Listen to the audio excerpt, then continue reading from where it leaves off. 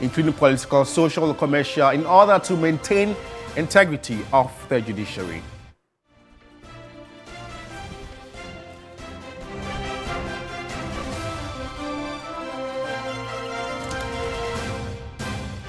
Also coming up this morning, government increases cocoa producer price to 3,625 cedis per 64 kg bag, up from 3,228 Ghana cedis, effective today, October 3.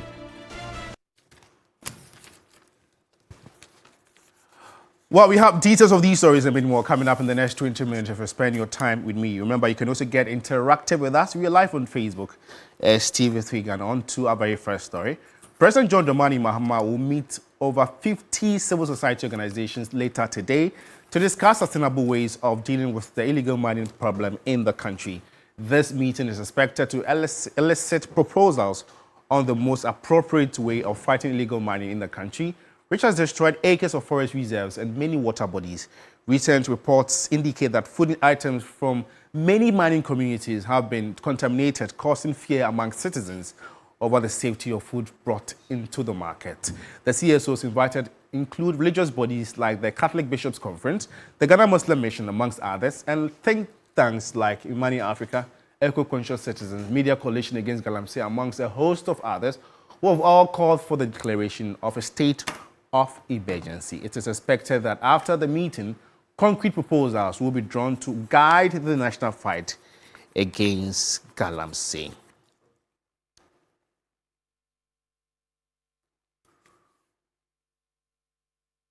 Well, the presidential team is already on standby to bring you updates on this very meeting with the president and the CSOs in the country against the fight on illegal mining. If you just tune in, you're watching the morning news here on TV3 with me, Josh Quinn. In more news this morning, farmers at Ahwenase in the eastern region are calling for urgent action against illegal and irresponsible mining, destroying their livelihoods. They are not only losing acres to their farms, but the produce they manage to grow is becoming unsafe for the market. From Chebi, we traveled to Ahwenase in the Abuakwa South Municipality to meet Prince Frimpong, a smallholder farmer trying to keep his spice farm alive. Just beyond the boundary of his land, illegal mining is ongoing. He and other farmers risk their lives daily, navigating dangerous, dug-up paths, surrounding mining pits just to bring food home and to the market to sell. For the elderly, it is nearly impossible. Many have given up, unable to afford hard labor. You can just see right behind me the illegal activity that is going on over there. When it rains, all this water will just pass through my farm. When it happens like that, you see some of the plants dying. Okay, so because of this, we are also not getting clean water to work in our farms. So me particularly, say, I find it difficult to now even come here. I've been discouraged. Why? Because this farm last year, you can see I harvested it last year. That is why the leaves are now coming again. And this is hentia. This plant is helps at the same time spice. And I want to tell you that this one feed my family. But at the end of the day, looking at this illegal activity that is going on, my farm is being destroyed. Cassava grows nearby on reclaimed land, but they are growing fierce. Research shows the soil may contain harmful metals like lead, mercury, and cyanide from mining activities. A recent report by Pure Earth and the Environmental Protection Agency confirmed these fears, warning of toxic contamination in crops and water resources in mining communities. Getting people to buy. Not that they don't need it, they need it, but they are afraid. Because see, there should be a research indicating that mining communities, there is a threat concerning our food security. Then it means that people will not now become, even they'll be afraid to even buy something like kontomire, something like abedu, and which they think it will affect them. In Chebi and surrounding areas, communities are struggling. If you do not have a borehole, you rely on rainwater. The Ghana Water Company shut its treatment plant 2 months ago. The Brim River, its source, is now too polluted to use. Meanwhile, the concerned citizens of the Etiwa landscape, led by Paul Esumeku, are demanding a state of emergency. We manage 52 communities across the Etiwa landscape, yes. And Etiwa is blessed with 3 major rivers. We have Densu, Ayensu, and Brem. Today, we can confidently say that Brem is gone, has been destroyed. Ayensu and Densu, as we say, Densu is supplying water for almost 5 million people in Accra today. And if Densu is gone, how many people are going to be affected? President John Mahama recently said his administration will not rush into declaring a state of emergency, as there are other state agencies whose mandate it is to act. He has scheduled a stakeholder meeting this Friday with CSOs and religious groups to address growing concerns. And with time running out, the Sustainable Development Goals 7, 12, 13, 14, and 15 call on government to conserve, restore, and protect the environment and halt biodiversity loss by the year 2030. Meanwhile, as President John Dramani Mahama meets civil society organizations and religious bodies on today on ways to tackle Galamsey, the Domahin has dismissed calls for a state of emergency. Take a listen. A state of emergency? No, it has not come to that. Let's look at how much we garner in respect of mining. I mean, once you declare state of emergency, the question is that who can do? If we are not able to get that resources, there will be a gap. How is government going to? So there's a need for us to do it. As for mining, nobody will argue that there shouldn't be mining, but it has to be mined responsibly. That is the whole thing. People who are doing Galamsey, we are destroying ourselves. There's a need to start. I want to appeal, especially as a chief. We, the chief, should not say we don't have the power.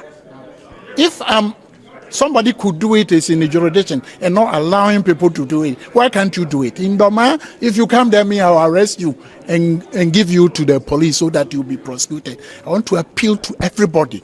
They should ensure that the people should not engage in Galamsey, because if you do it and you are arrested, you know the consequence for it. It will not be good for all of us. As the president readies to meet these CSOs, let us know what you make of the illegal mining menace. We are active on Facebook as TV3 Ghana. Engage us with your views, your thoughts, reservations on Galamsey. Hopefully you read your comment and share them to the rest of the world. Joseph Akable and Nashiko are ready on standby to read all your comments. And our President John Dramani Mahama has urged the newly sworn in justices of the Court of Appeal to remain steadfast in their commitment to justice and resist the growing wave of public cynicism towards the judiciary. He entreated them to inspire confidence in Ghanaians by their judgment and restore hope in the justice system.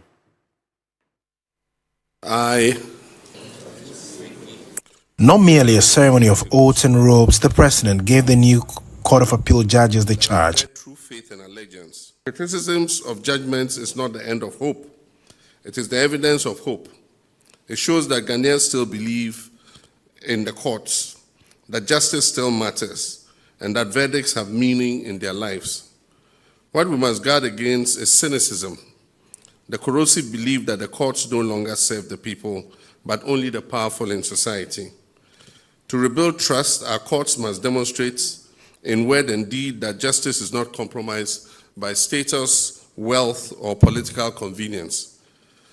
So to you, our new justices, I say, let your judgments not silence criticism, but inspire confidence in our people. 27 High Court judges elevated to the Court of Appeal with an additional private practitioner numbering 21. The president expressed optimism in the gender card attained with the current appointment. I'm quite proud of this batch of appeal court justices because, and the reason is that out of 20, we have 9 women. The affirmative action law says 30% of appointments. This one we're beating 30% by far. He administered 3 oaths for the office, secrecy and allegiance. The appointment of these judges in recent time has attracted criticism from a section of the public. Newly sworn in Court of Appeals judge and Domahini, Justice Daniel Mensah, has described as unjust calls that the president has been packing the courts. For the first 13 years in my life, I moved 2 places as a high court judge. For 15 years, I've been at one place. So to say somebody is packing the court, in fact, presently, until today, I was the high court judge representing I was representing the High Court on the Judicial Council. So if you look at the order, I was the second. To say somebody is packing, to me, I think we've been there even for too long. It's not a matter of, packing the court, but I believe that each one of them, about 21 of us, have his own competencies, has his own, the strength that they come up with.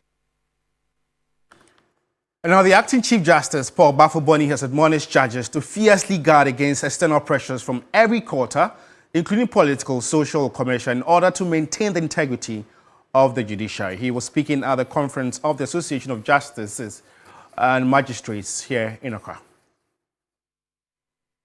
Speaking on the independence of the judiciary, the acting Chief Justice, Paul Bafoboni, noted that there was the need for judges to be consistent in their sentencing while protecting the integrity. There is a growing public perception that sentences for environmental crimes and drug offenses are either too lenient or inconsistently applied. We must work towards harmonizing sentencing practices to ensure proportionality, deterrence, and fairness. We must fiercely guard our independence from external pressures, be they political, commercial, or social. Our integrity is the bulwark that assures the public that justice is not for sale. Acting Director of the Ghana School of Law, Professor Raymond Atuguba, called for the use of technology to begin at the school faculties in order to properly leverage it at the court level. Sometimes responding to change involves stepping back, not moving forward. For example, the use of technology must start from the faculties if justice delivery is to be hinged on it. And the use of technology must animate the entire body of court rules, not be overlaid on it. On his part, the Attorney General, Dr. Dominic Aine, underscored the need for a framework to guide the use of artificial intelligence. The integration of AI into justice delivery presents opportunities and risks. While AI tools can compress hours of legal research into seconds, their outputs must always be subjected to human scrutiny and verification. Judges and magistrates bear the solemn duty of ensuring that technology supports rather than supplants judicial reasoning. To this end, it is imperative to establish a clear regulatory framework to guide the responsible use of AI in our courts, one that safeguards accuracy, integrity, and public trust in the administration of justice. The conference, which was themed Leveraging Technology to Enhance Justice Delivery, brought together magistrates and judges across the country. While you're still watching the morning news here on TV3, and our government has increased the producer price of cocoa from 3,228 Ghana cedis per 64 kg bag to 3,625 cedis per same bag. The decision, which takes effect from today, October 3, was taken by the Producer Price Review Committee, chaired by the Minister for Finance, Dr. Kisel Atoforsin. Prior to the increment, government announced new prices on August 4, which pushed the producer price of the commodity to 51,666 cedis per ton, or 3,228 cedis 75 pesos per 64 kilograms of a bag. The increment reflected a 62.58% increase from the previous season's price. The new producer price, which takes effect from October 3, gives an additional 400 cedis per bag to the cocoa farmer for every purchase. On the basis of the changes that we have affected to the forecast, the government has taken a decision to increase the producer price of cocoa to 3,000 625 Ghana cedis per bag, or 58,000 Ghana cedis per ton. This simply means that per every bag purchase, the cocoa farmer is getting 400 Ghana cedis additional.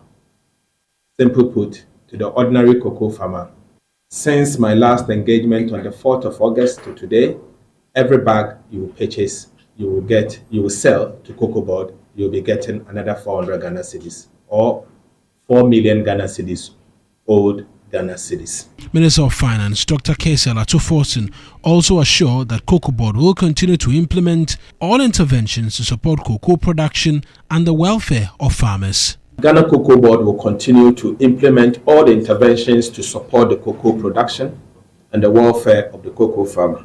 In particular, Cocoa Board will intensify the supply of free cocoa fertilizers, both liquid and granular, free insecticides, free spraying machines, and free fungicides, and free flower inducers to the cocoa farmer.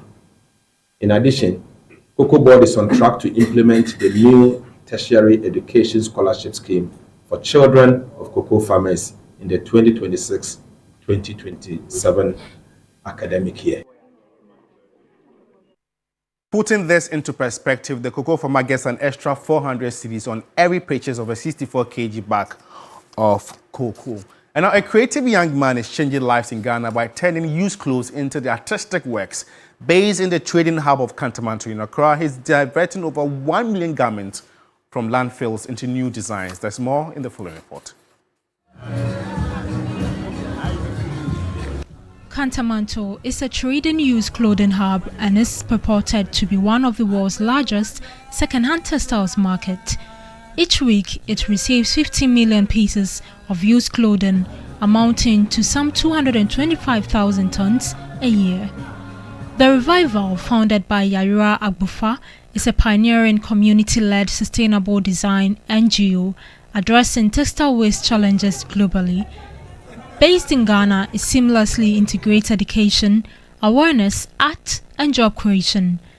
Through innovative upcycling and recycling initiatives, it has diverted over 1 million garments from landfills and oceans, simultaneously reducing air pollution caused by burning textile waste. He has established the Revival Hub right inside the popular Kantamanto market. They purchase used clothes and turn them into beautiful designs. After many years of working in the shadow, this group of tailors have decided to showcase their handiwork. It was attended by musician rapper Manifest. He said he envisions a future when 20 million garments considered waste are diverted from landfill and the ocean. We're trying to keep those clothes from polluting our environment through design, through upcycling, where we take these clothes that are meant to be waste and then we upcycle them through various design means. And through that, we create jobs for people here in Kantamanto and in Accra, and then also education, which is very, very important, which are the core of the problem. Chairman of the Kantamanto Used Clothes Sellers Association, Michael Opon, at Kantamanto is intrigued by the initiative. We like what he's doing. Sometimes about 70% of our goods go waste. But if there is a way for us to supply to another company who make extra money, he said the used clothes that could go waste is what he prefers.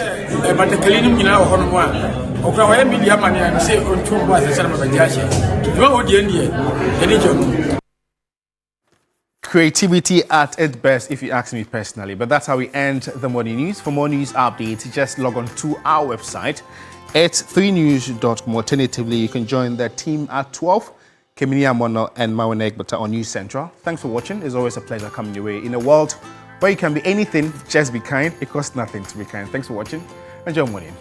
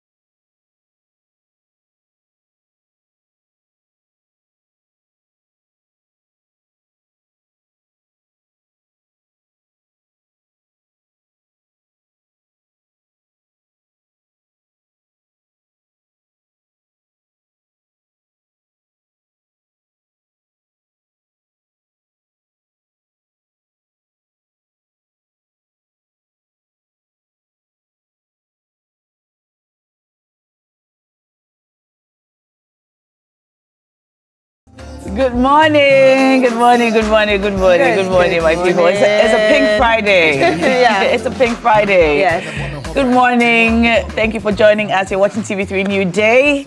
It's our favorite day of the week, isn't it? Yeah. Yeah, it's Friday. It's a Friday. This is the day that the Lord has made. And we are rejoicing. We're glad in it. Among other things, because we're celebrating 28 years of broadcasting excellence. And today is the big launch of our Pink October activities on TV3. That's why we're wearing our lovely pink tees. Exactly. Yeah. What's the inscription in it? Check it. Check it, win. Yeah. Yes. Yeah, check it. I guess it goes for both check it, win it. Yeah, check it, win it. Yeah, that's true. Yeah, check it, win it. We're encouraging all of us, men and women alike, to take self-breast examination seriously. It's important. We've been told so many times that early detection saves lives, but somehow, more like when you speak to women, they tell you that they don't really do self-checks. Yeah.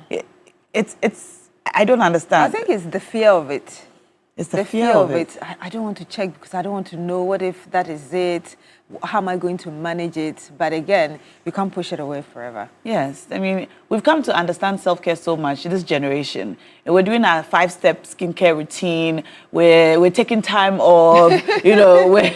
We're doing the things that we believe are self-care, but self-breast exam is also part of self-care. Add it to your self-care routine, your skincare routine, and all of those things. So when you do your 5-step, also check for lumps.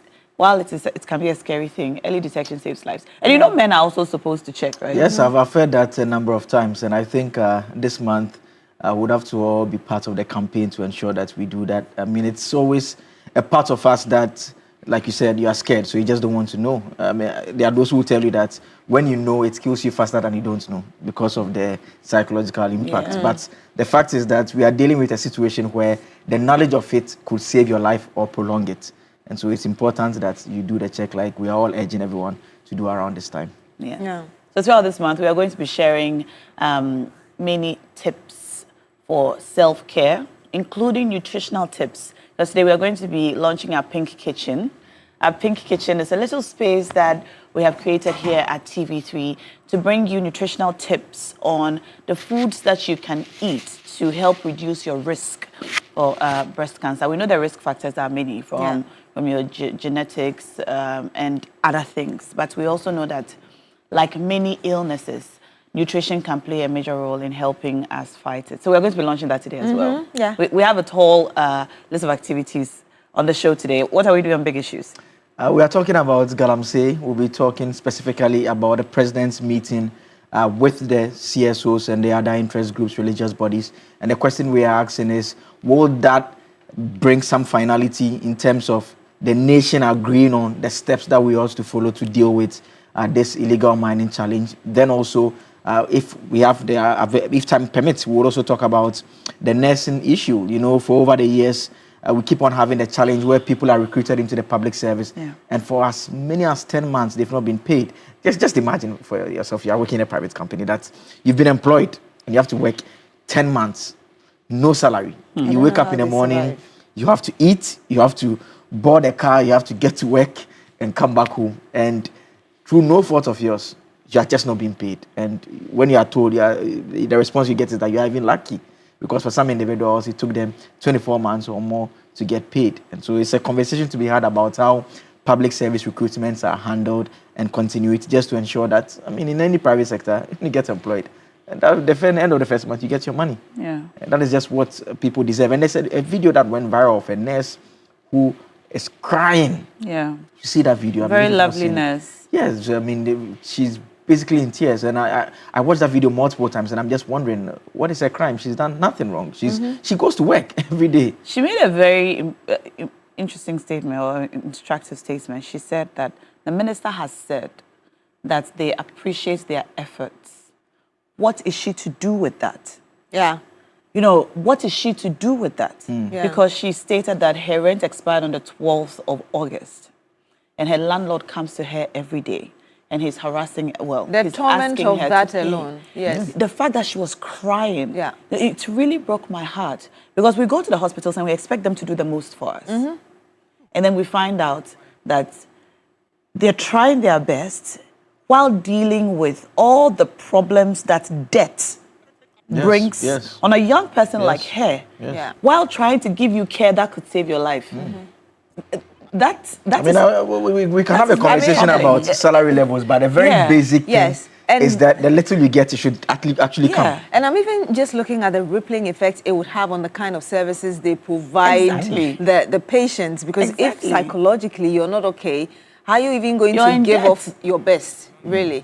So, and it just goes into, it goes on to feed into that conversation about why a lot of people are leaving the country. But it's a public service problem. And I say so because I remember when President Mahama took over, around after 3 months, he actually had a news conference where he said some amounts of money should be transferred from his account and that of the ministers for the Mahama care. And he actually said that at the time, he had not even been paid. It was about 3 months after he had taken office. I remember that. He said that the controller was still sorting it out. And so that shows that there's a systemic problem that ought to be dealt with. And the very basics just should be addressed. I mean, it's not nice to see young Ghanaians willing to serve the nation being subjected to this. Sometimes they tell you there are a lot of processes, but we should be able to cut down the bureaucratic processes so that people are paid on time for them to have the kind of mind they need to thrive in the working environment. And while all services are important, there are certain services that we need to prioritize.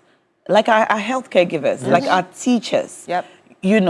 And unfortunately, these are the people who are constantly asking to be treated well. And they're not asking for too much. They're asking for the very basic. We're doing the work. Pay us the money. And she listed the things that she has to do. She has to turn patients. She has to attend to patients. She has to stay with them for X number of hours. And yesterday, I actually interacted with some health workers who said they work 12-hour shifts, 4 days a week, 12 hours a day.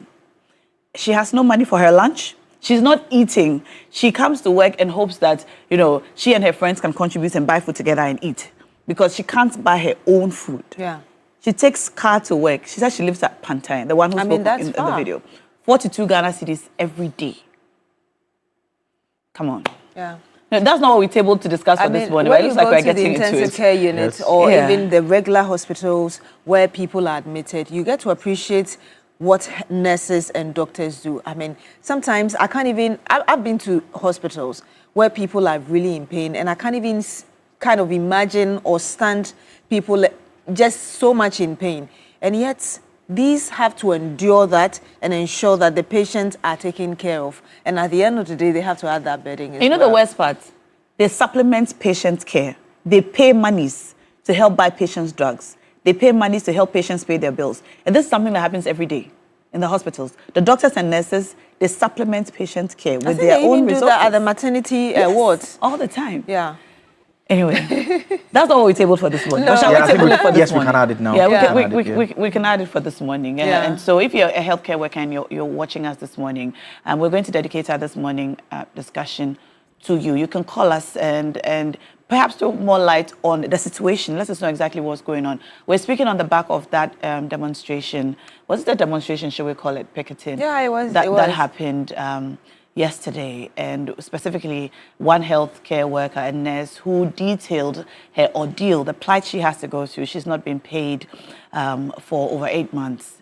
She spoke about many things, but her biggest challenge was just pay us, and the reassurance from the minister that he understands what they're going through was not enough for her. If you're a healthcare worker and you're watching us this morning, please call us and throw more light on this matter for us. And if you're a relative of a healthcare worker, you live with one, you're friends with one, you're free to call us too. In fact, all Ghanaians are welcome to join us in this conversation this morning. It's time for This Morning.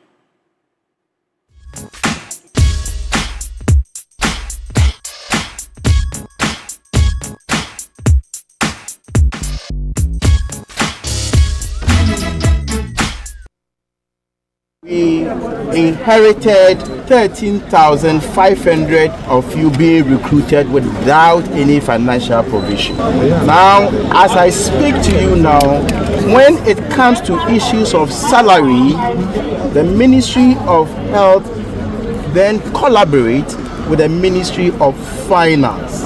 Now, out of the 13,500 people, more than 7,000 to 8,000 of them have been processed and they are receiving salary. 6,500 of you whose documentations are still being processed.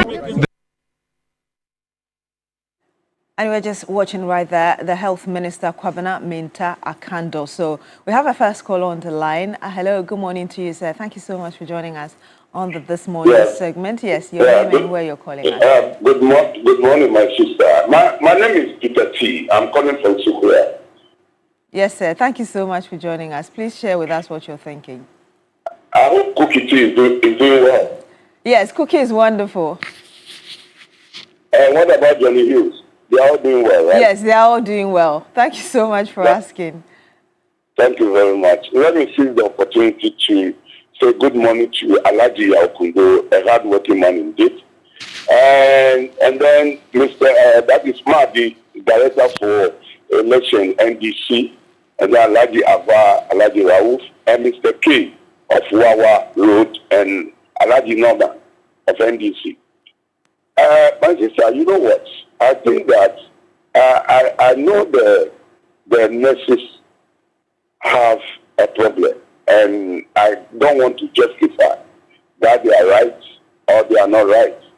But they should also consider that this problem has come for 8-9 months now. So if their salary arrest is within that stipulated period of time, the 8 months, government is now doing a whole lot to know what actually pertains into the coffers before they can do some of these payments and pay these allowances for some of these workers, not the nurses alone. So they should exercise some restraint. And once the minister has spoken that he has not forgotten about them, that he's going to do everything possible to ensure that their salary payments and allowances are done, they should exercise restraint. We also go to hospitals, all right.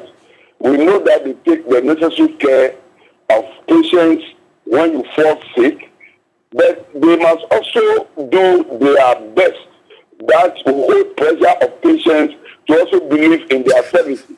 Because sometimes they also have those kind of lackadaisical approach to patients that do not go down well with the patients that are admitted at the hospital. So we plead with them. They should exercise restraint. The promise that is coming from government and then the minister, the central minister, they are going to make sure that everything, comes to mellow. We like them. We appreciate them. We give them thumb up for their hard work that they have been doing. Thank you very much. Thank you very much, Peter T. Now, I think that's the point that nursing, the crying nurse said, that we appreciate you, but what do I do with that? I need to pay bills. I need to eat. Yeah. Yes. And she's right. Yeah. She's right. She's working. She ought to be paid. Yeah. She's not doing it for compliments. She's doing it to get paid. Anyway, you can also call us. Let us know what your thoughts are on this matter. The phone line is on the screen. But if you haven't cashed out this morning, please do so now. Today is Friday. Today is Friday. We've got 10,000 Ghana cedis for you. 10,000 Ghana cedis going out to 10 of you. So 1,000 cedis to each person. Today, I think I'll play cash out. I could do with a little extra 1,000 cedis. Dial *439#. Select option 2. Play 30 times. Play 30 times. Exactly. I was actually going to add that. If you don't play 30 times, what are you doing? At least 30 times. Because the more you play, the higher chances of winning. And if you don't play about 30 to 35 times, you just be helping other people win, which is also okay, if you are a philanthropist. But if you are playing to win, play at least 30 times, 35. You can get angry and play 40 times and increase your chances of winning. Dial *439# today, 10,000 Ghana cedis going out to 10 of us. And we also have some bonuses we'll give to you. So if you don't get 1,000 cedis, you can get 200 cedis or 300 cedis bonuses. And so we have more winners today. It's a good time to play. *439#. That's the number to dial. And then you select option 2 for TV3 and then win big on the show. All right, some messages coming in this morning from you. We'll also read some of your messages on the live stream, so please do send them through. Now, it must take a bold leadership and a leader to end this canker of working for a long time without pay. And I know this president, John Dramani Mahama, will end this canker before 2027. Let us support this government to give Ghana what we want. God bless our homeland, Ghana. And regards to Chief of Staff, Julius Deborah. All right. We have a caller joining us? Not yet. Yes. All right. I'll read more messages then. Good morning. Yes, we actually we have a caller on the line. All right. All right. I'm on the Yes. Hi, Josephine. Good morning to you. Thank you so much for joining us. Tell us what's on your heart. Hi, Josephine. We can hear you. Good morning to you. If you can kindly lower the volume of your television set for us so we can hear you well. Okay, we've lost there. But please try and call us back and let's hear what's really is going on based on what we were discussing this morning. Yes, some more messages coming in. Good morning, Na and the team. Thank you for wearing pink to remind us about breast cancer. Pleasure is ours. On this health workers issue, it's not just the workers. It's not just the workers. It's also the people who have been placed but have not been paid. Yeah, I don't think the message is very clear. Nai, if you could send that again, we'll be grateful. Now, Humphrey says that watching that nurse made me cry. We go to hospitals and we say that the health workers are not giving of their best. Well, now we know why. They haven't been paid. They're probably hungry and have not eaten at the time they're attending to you. The government should prioritize their payments because our lives are in their hands, and that's Indeed. from Humphrey. Let's go to another caller who is joining us right now. Good morning to you, sir. Thank you so much for joining us. Tell us where you're calling us from, your name and what you're thinking. Good morning. My name is Dora. Calling from. Hello, ma'am. We can hear you. Thank you so much for joining us. Thank you so much for having me. Thank you. This is Dora calling from. Hi, Gloria. Please go ahead with your point. Yeah, I'm a newly registered nurse. Currently, I work in this is in my region. And frankly speaking, we have been suffering a lot. Please, we are crying on to the media to help us out. We are suffering. We've rented rooms here. And we don't stay here with our families. Paying light bill and water bill is not easy. Getting up every day to see yourself, first 10 minutes, we are crying, we are suffering. Please, the government should do something. Thank you very much. Thank you, Gloria. How much are you owed, for instance? You said?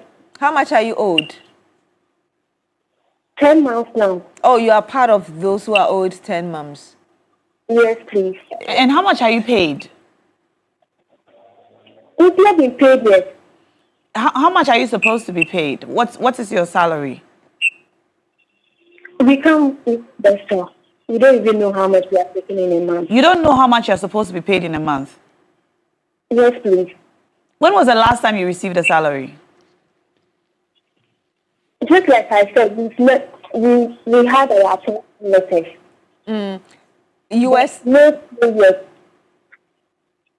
You were saying earlier that you're suffering a lot. So for the past 10 months that you've not been paid, can you tell us how the situation is like? You mentioned rent. Just paint a picture for us. How is life for you? The situation is very bad. The situation is very bad. It's very bad. If you start today, you can't even end it. Okay. Well, thank you very much, Gloria. We're hoping that you'll be able to... Dora. The connection isn't so great, but I was hoping she could answer the question you just asked her. I mean, I don't know whether she's borrowing, she's Gloria, depending on can you still hear us? Yes, probably yes. There are times when you call people and they don't even want to pick your calls. And you don't know how much you are going to be paid because you haven't received an appointment letter? We've received the appointment letter. But it doesn't state a salary. No clearance. I can't hear her. Can you? What did the appointment letter say in terms of how much you should expect to be paid at the end of each month? Hello? Gloria, I hope you can hear us. I was asking the appointment letter you received. What did it say in terms of how much you are expected to be paid at the end of every month? Yeah, it was within the 2,000. Okay, I'm not too sure Gloria wants to share that with us, but we also wanted to just get an understanding from you. When you say people are not picking your calls, you also mentioned renting, how you're managing all of that. And hello, Gloria. Hello, Dora. The name is Dora. Dora, okay, someone else has joined Dora. us. Oh, hi, Dora. Good morning to you. Good morning. Yes, tell us where you're calling us from and what your situation is. I'm calling from Ghana. In the Upper West Region. Okay. Hello. Okay. So just really call us, tell us what the situation is. I think we tried to get that from the lady who called us earlier. Gloria. Let us really know, let us appreciate how it's like those of you who have rented and your landladies or your landlords are on your necks to pay your rent.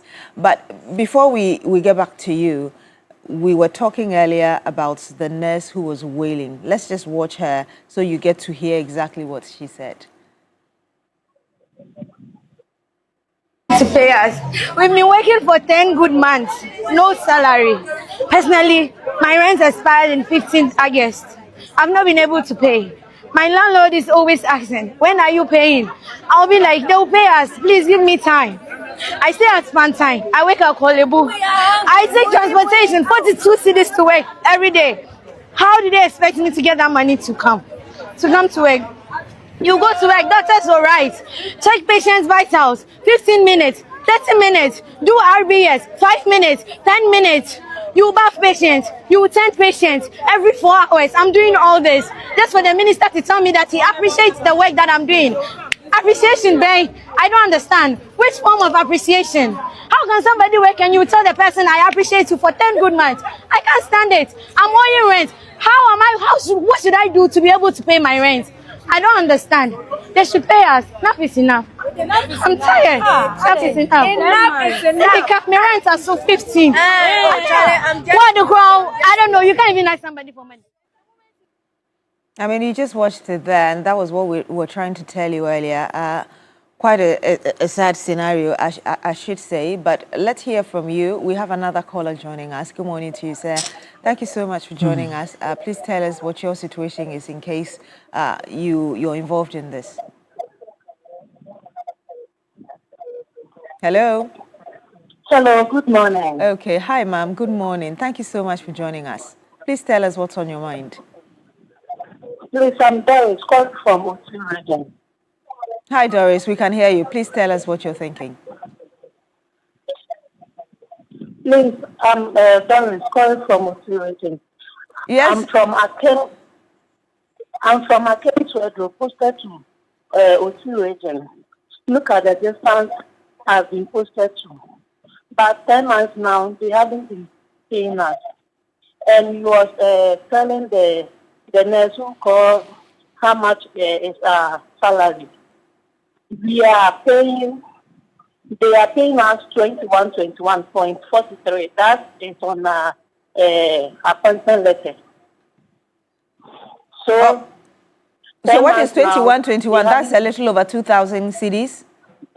Yes. Is it net or gross? 121. Is it 43? Okay. Is it net or gross? As in is that what you're taking home?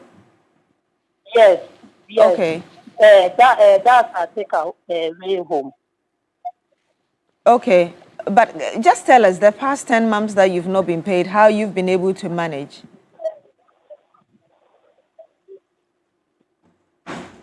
Hi, Doris.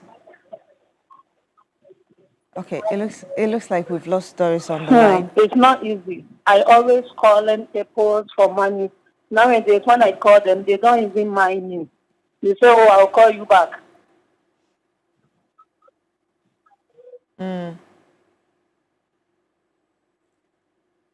Doris, are you still on the line with us? Okay, we've lost her on the line. So it's the same story. I mean, depending on people, and eventually people getting tired. You see the point I was making on why it's a big problem. So the salary is 21. Yeah. I mean, in the first place, assuming you are even getting the salary, the lady who does the 43 cities, her transportation for 20 days will be around 860 thereabouts. So already it's gone. That one is gone. The 43, you're going to eat within the course of the day. You're going to buy data. You're going to buy airtime. You're going to pay rent. And so if the money was even coming in the first place, it will not be enough. Not to talk of the fact that it's not coming and you've had to now borrow to make ends meet. And look, some of them have families. Yes. Who they must care for. Yes. Some of them care for their parents and their siblings, and they have children, and they have people who depend on them. The salary itself is not enough. I just calculated, really. 43 times 30, that's 1,290 cedis. That's minus food. Even if you want to eat kinky or gari like once a day, you can imagine how much that is. Let's go to Daryl, who also joins us on the phone. Samuel, good morning to you, sir. Thank you so much for joining us. Tell us where you're calling from. Thank you very much. And what you've got for us. Yes, I'm calling from Northern Region. I'm Nakuja Samuel. My take on this issue is the government has done very well, and we really appreciate what the government is doing. Unless the youth of this country expects that when they graduate from all the university, colleges, to be employed to at least make life and take care of their family. And the government has done this by giving them employment. But the most important thing is, how do they take care of themselves? How do they take care of their family? It's through this salaries that they'll be given. And here is the case, they are not giving their salaries for about 10 good months. How do they survive? So we are pleading with the government to assist the nurses and the teachers as well. I'm a teacher. I've also not been paid for 10 good months. And imagine being employed and not paid for 10 good months. How do I survive? The ministers that have just been inaugurated, they have been taking their salaries just for the past month. And they are refusing to help their brothers and sons. So I'm pleading with them, they should help us. We are pleading. This is our plea. Thank you. Thank you so much, Samuel, for sharing those views with us. Yes. We've got some messages coming in. I'll read a few of them. Landlord Bolga D-Line says, the minister has patience. He has done well for listening to the plea of the nurses. It's not easy to be paid salary for that number of... It's not easy not to be paid salary for that number of months, and you keep going to work for this country. You guys have done well. But I plead with our health professionals to give the minister some time to work on it for them. And I'll plead with the Ghana Health Service and the Ministry of Health to also stand in for these nurses by pushing the Ministry of Finance to fast-track the process and give them their money. All right. Good morning, Na, and your co-host. I just want to say that I'm so sorry for the nurses and the midwives. But how can the previous government, the NPP, recruit people without financial clearance? How can someone work for 10 months without salary? However, I believe the NDC government under John Dramani Mahama will surely do something about it. Somebody should speak for the teachers too. And please say hello to Honorable Sayram Sandra Pedo, DCE of Angloga, and Honorable Abe Miheso of Anglo constituency, and that's from Kotoka Courage, texting us there. Aziz Donla from Wa says that now breast cancer is real, and so all women should give... All right. You can't read that. I'm not going to read the rest of it, but thank you for sending that through. I think I have an idea of what it was. Yes, exactly. All right. Still on the issue of the nurses, it was really sad to watch that nurse. It feels like watching your sister go through this. How do we expect them to be able to do the right thing? That is why they'll continue to steal from patients, exaggerate the cost of medicine, and take some off to use to pay for their livelihood. It's not easy. We have another caller joining us? Not yet.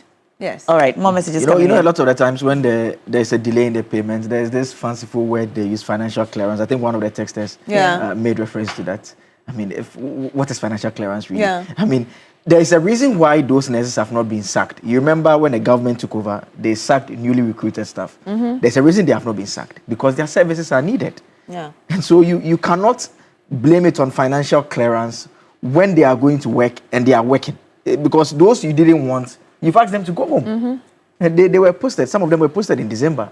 Those you didn't need, you've asked them to go home. Yeah. So once you are keeping them on, there's no conversation about it. What is financial clearance? It simply means that the Ministry of Finance would have to determine that we have capacity to pay or recruit and pay 100 people.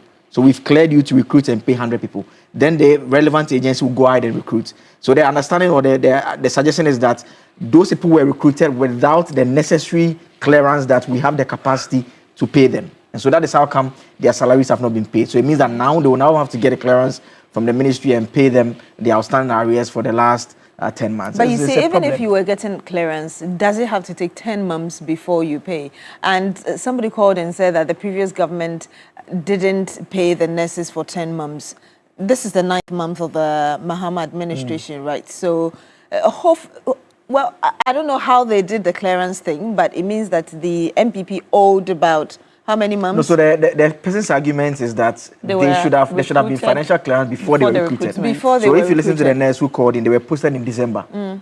So they really started work properly either in December or January. So it's just this year. But the argument is that the nation did not have the capacity to have even decided to pay them in the first place. But I still go back to my old point. Yes, that it shouldn't take 10 months for you to have financial clearance so that people are able to get paid for the services that they've already provided. So call us if you're a nurse, tell us what your situation is and how you're managing it, and perhaps moving forward, what do you intend to do if this persists? Okay, we have another caller joining us. Good morning to you, sir. Thank you so much for joining us, or ma'am. Please tell us where you're calling us from and what you've got on your mind. I'm Pius from Gary. Yes, sir. Good morning. Please tell us what you've got for us. Okay. So first of all, we acknowledge that it is not good somebody works and he or she is not paid. Yes, that is true.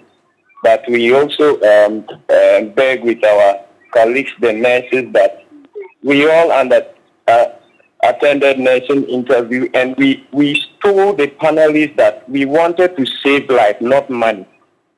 So why do we prioritize the money over the saving of life?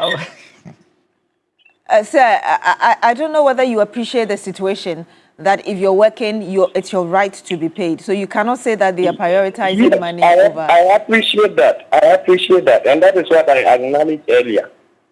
I said we acknowledge the fact that when we work, we should be paid for what we do. But we should not exaggerate things. Before they employ these nurses, I understand some stood in the house for over 5 years. What were they living on? But they have hope. They held to hope that we will be employed one day. There is a university graduate who has sat in the house since 2009. He has not gotten a job. Do you think he didn't pay school fees? Okay, so your point and is there's that... no even hope that one day he will be posted. So your point is that... hope that one day, whatever be the case, the government will post you and surely one day you will get paid. So do not exaggerate it. I hear one of them, the way they were yelling and even insulting other professions. Is it a crime we didn't do political science? Is it a crime we didn't do that course? But there are people who have sat home since 2009. Okay, so your point is that they shouldn't complain. The point is they should keep working lay our grievances and hope that one day they are paid. That's what you're saying. When the minister was addressing them, then he said, so and so number has been processed. You hear them say, no, this our Ghanaian youth, our attitude is not making us sound right. Okay. I mean, I really don't get. Let us be right in our okay. That is right, and people can. But sir, hold on. Are you saying when there were no drugs in the hospitals, we didn't hear nurses cry that there are no drugs in the hospitals. But I have a friend nurse who I spoke to. I said, you people, you are going on strike. When there were no drugs, you didn't go on strike that there are no drugs. But now they have made provisions, insurances have been cleared, and there are now drugs. Why are you people going on strike because of simple allowances? Excuse me, sir. I don't know if you really appreciate the problem here. We're talking about people who have worked for 10 months without salary. And your point is that they should be able to continue working and not complain because they have been given jobs.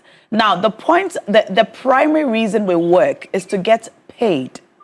And these are people who have worked for almost 1 year without getting paid. I don't think that you would like to work for a year without getting paid. But we appreciate your call anyway. We appreciate your call anyway. Thank you for calling us. But let's not water down the problem.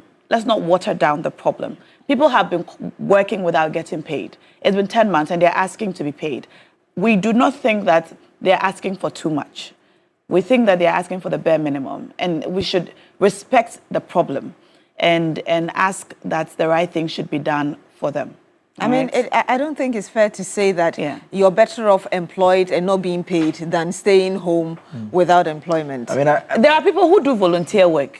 This is not volunteer work. They are not volunteering their services. They are working to be paid.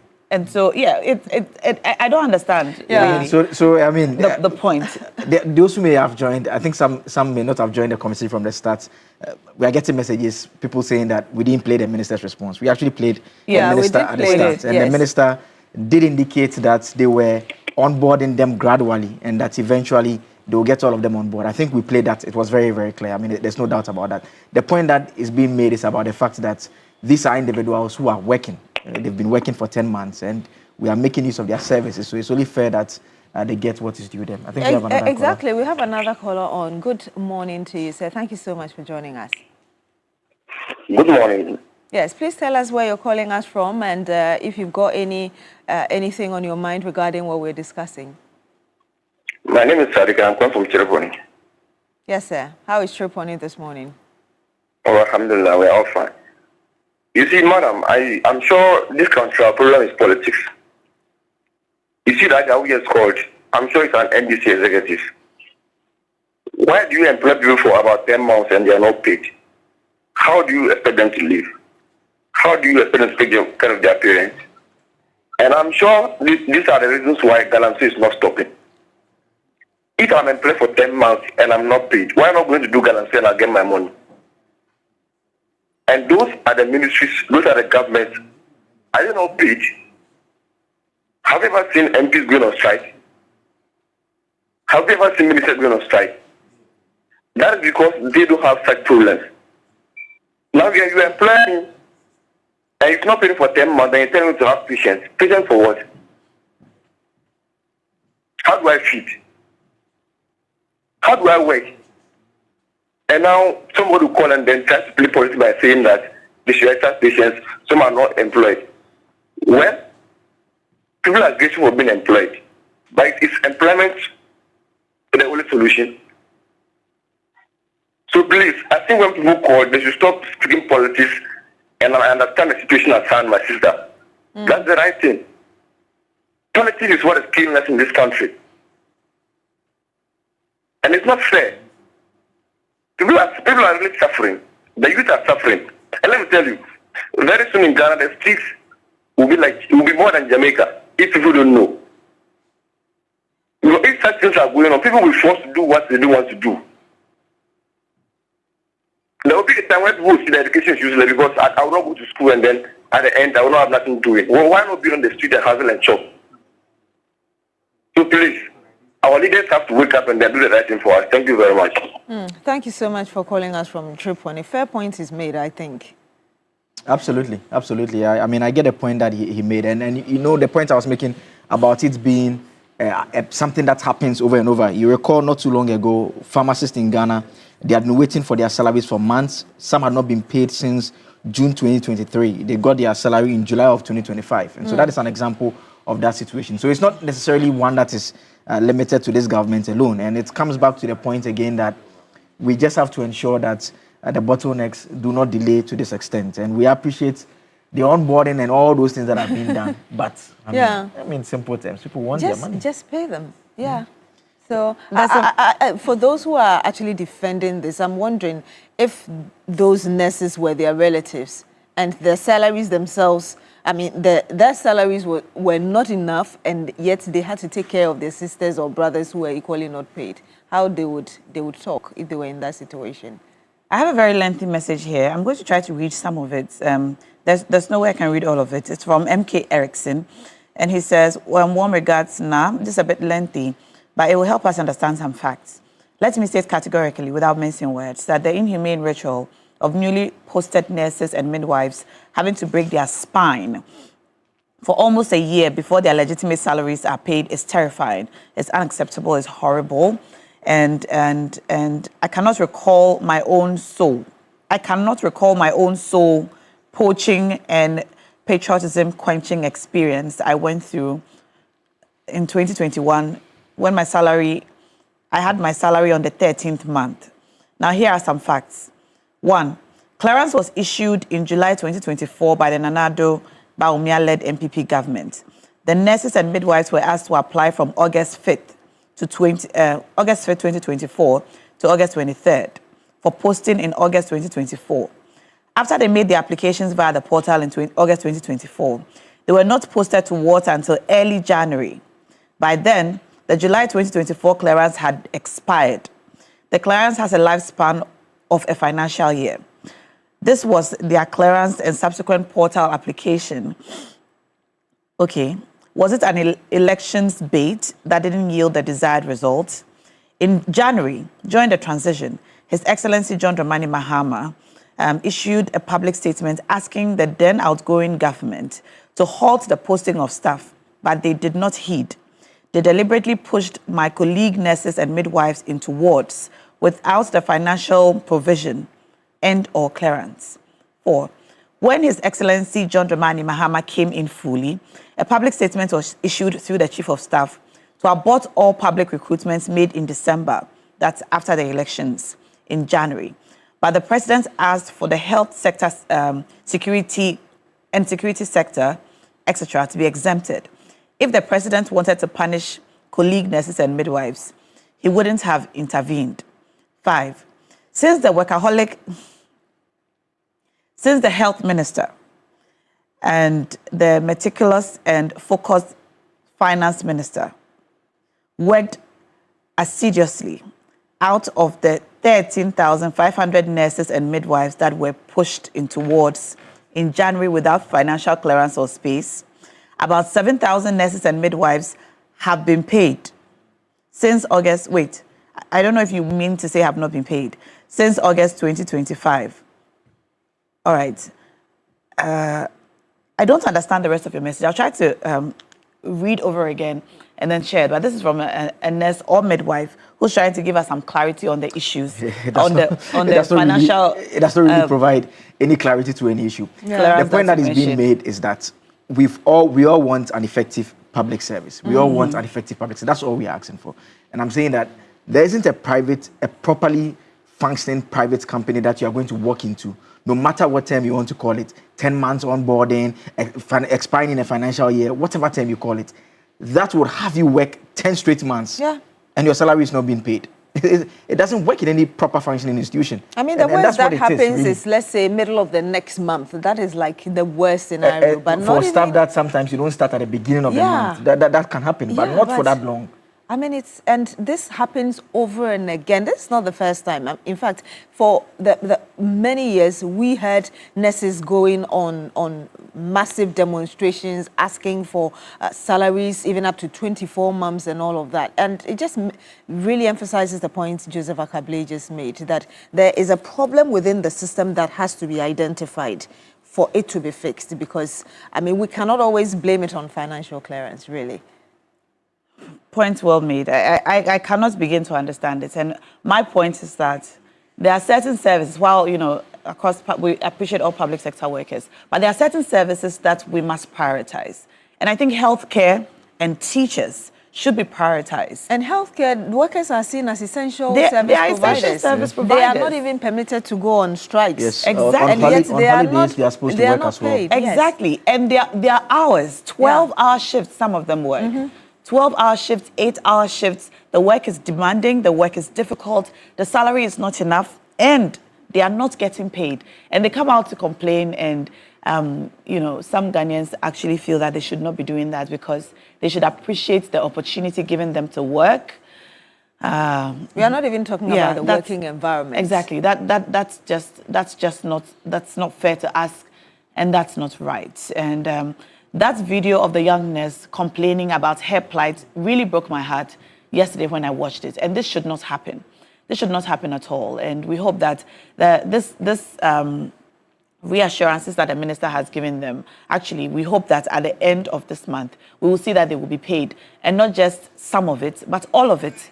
Because sometimes we hear that they've been paid and then it is some of it. And then, you know, some of them are owing, actually. They have to fight again for the rest of it to be paid. Indeed. Quite And unfortunate. thank you so much for calling in to share those views with us on this morning's segment. But before we take a break for the big conversation today, the Ghana Premier League is home on TV3. Every week, TV3 gives you 3 live GPL matches, the biggest games, the fiercest rivalries, and of course the brightest stars brought straight to your screens with world-class coverage. But that's not all. We set the stage with our GPL preview show, giving you the inside scoop and expert analyses. And when the final whistle blows, we keep you covered. And our highlight and review programs, so you never miss a goal, a save, or a talking point. For the fans who love to stay connected on the go, we have reels and updates on all our social media platforms. This is more than just coverage. This is TV3 positioning the Ghana Premier League as premium sports product. So mark your calendars, gather your friends, and join us this weekend for another unforgettable round of Ghana Premier League football, only on TV3. Stay with us. When we come back, we'll bring you the big conversation.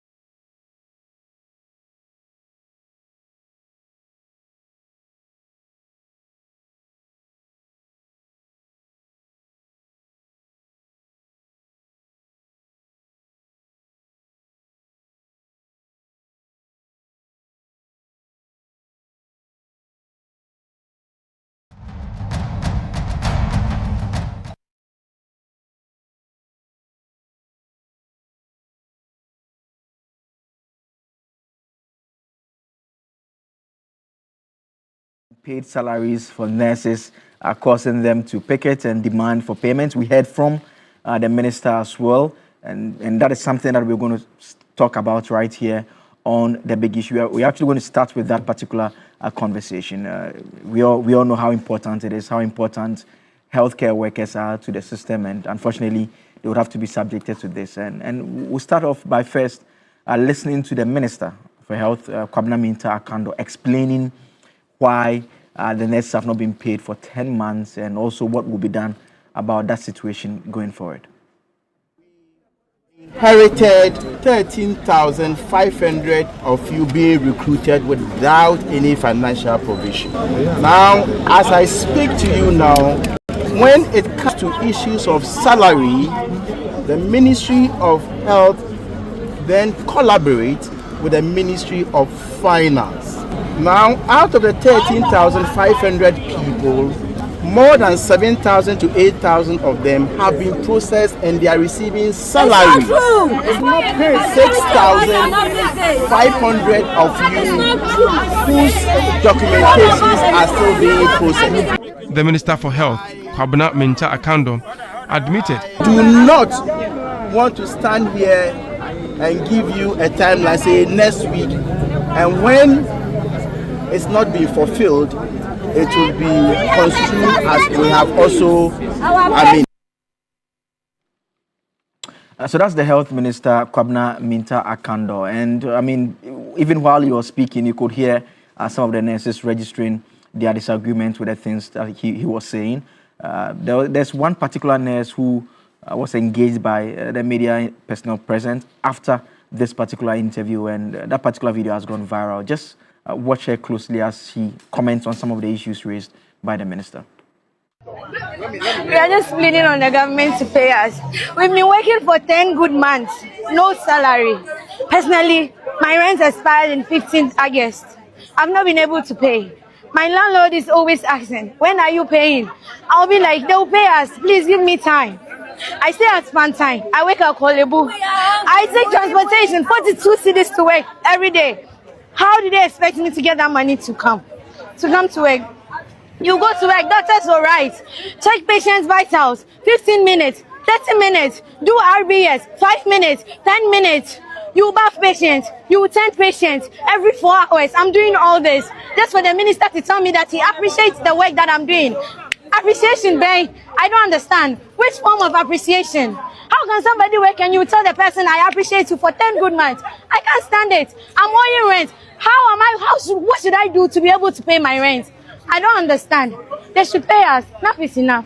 I'm tired. Enough is enough. Enough is enough. They kept me rent at 15. What the crowd? I don't know. You can't even ask somebody for money. The moment you test somebody, the person will be like, "You're coming for money," and the person will be giving you excuses. She's speaking of and having to travel that distance, Pantine to Kolebu work. And working for those number of months and not being paid. And during the early segments when we took the phone calls, I did indicate that this is not a challenge that we can just limit it to the nurses. I remember the pharmacists also had the same problem. It went as far back as June of 2023, and it was just this year that they managed to get their salaries coming through. I also made reference to the president as well, His Excellency John Dramani Mahama, even about 2 to 3 months after he had taken office, he did state when he had asked his staff and the ministers for that matter to donate various amounts to support the Mahama Care program. He had indicated that as at that time he was speaking, he had not been paid because the controller was undertaking various processes. And so there's a systemic challenge that we ought to identify and isolate. That is one side of it. Then there's the other side also of how we handle recruitments in final years before we exit. We understand that a financial clearance was given, the recruitments and postings were completed after December. We heard from some of the nurses tell us that the postings were done in December, they started work in January. We know that in the election year, the then opposition party had made a point about last-minute recruitment. It's not the first time again. If you go back to 2016, similar calls were made. We saw the recruitments taking place. We've also seen some individuals who were recruited into the public service who unfortunately have also been let go. So it's a very broad conversation with various angles to it. But there's a substantive point that we all agree with, no matter where you start the conversation from, is the fact that it's not fair for our citizens to be working that long and not receive their monies. And it's very important that the minister said that is being dealt with, and we just hope that it will be done as soon as possible. And so that's what will be engaging our attention for the first part of this discussion. And joining me in the studio to help us understand the issues, Professor Enoch Opoku Entry is a governance analyst, Prof. Sporting his smoke this morning, Prof. Akwaba. Yeah, let's say. Before we talk about the topic, I quickly want to jump into what is happening at the tech. The headmaster who was... the assistant headmaster, yes. The assistant headmaster. And now I was told that Okanja Krom in Oti Region 2, there was a teacher who did that. Now, I have a cringe, of God when I hear that a headmaster is having or fondling the breast of a 13-year-old girl. This is psychopath. This is a pedophile. And in the other countries, most of the time I talk about values and people don't understand. There was a guy, I'll tell the story. There was a guy who was in his house drunk. And he was naked. Somebody knocked at the door and he thought it was his wife. He opened it and it was an 8-year-old girl coming to uncle to take a movie to go and watch. You know what happened to him? He was sentenced 9 years in Hamilton County, 9 years in Fairfield County, 18 years. We had to plead for just to run concurrently for 9 years. He spent 9 years in jail for doing that. And when he came, he's not supposed to stay closer 5 miles to anywhere there is a school. Anytime he wants to go out, he has a probation officer that has to give him the clearance to go out. That is how in the advanced country they treat this seriously.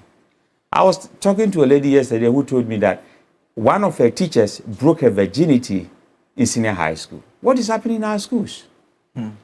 I can't imagine sending my child to school and for a teacher to molest my own child. These things, I like the way the GES is handling it.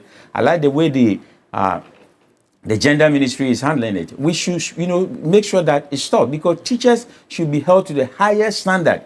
If I'm giving my child to your care, it doesn't matter how akwalaboni the child is. A 13-year-old is a 13-year-old. But for a teacher to do that to a girl, it's a no-no, and they should be punished accordingly and sent to jail.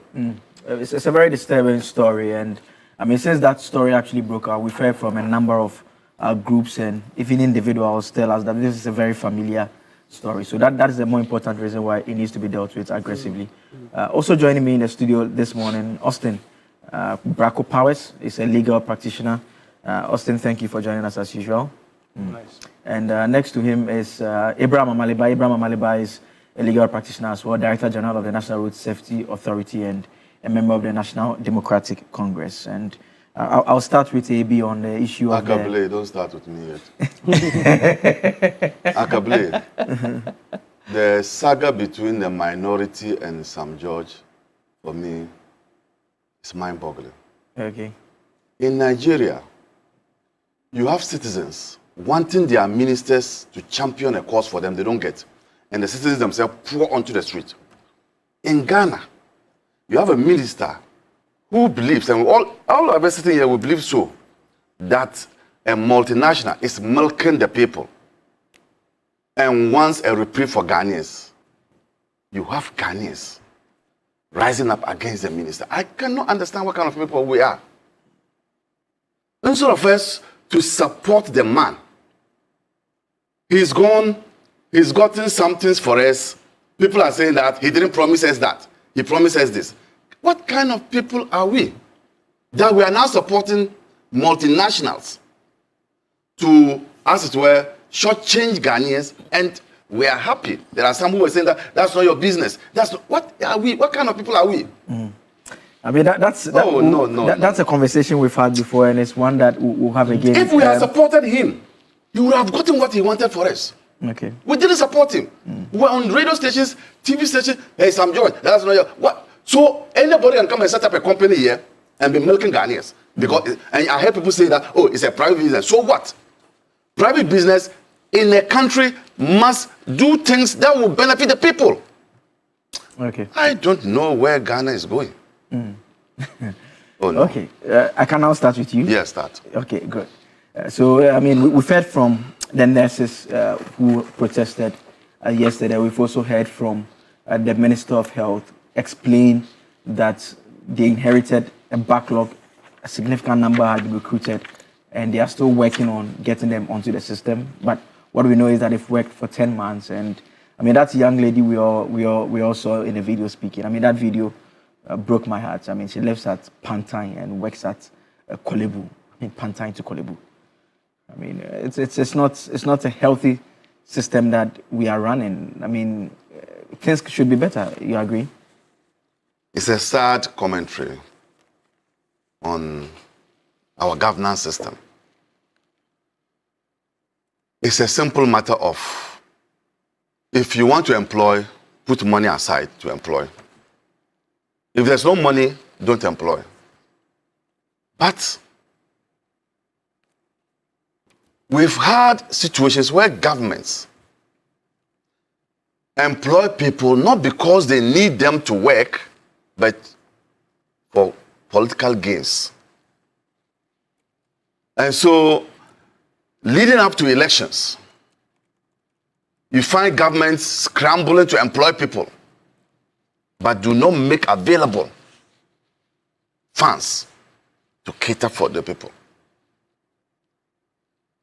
In the past, these are the people that the governments would dismiss when they take over, when there's a new government. In the past, these are the people, because government will normally say that, but they've employed you guys, but they've not made financial provision. You know, it happened in the military in the past. When recruits were under training, they fired them. Teachers, they will sack you.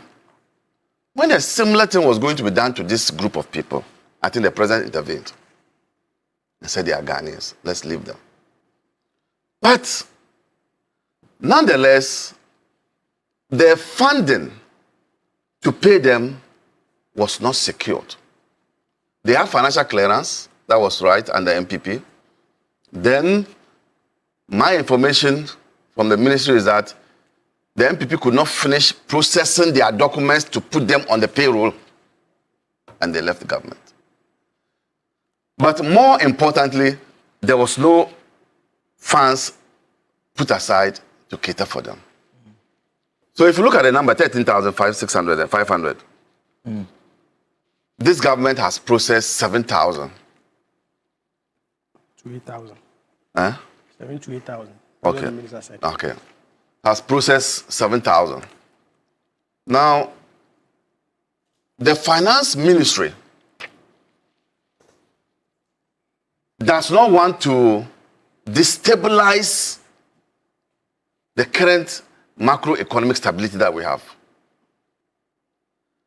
And let me admit, 13,500 is huge for a particular year.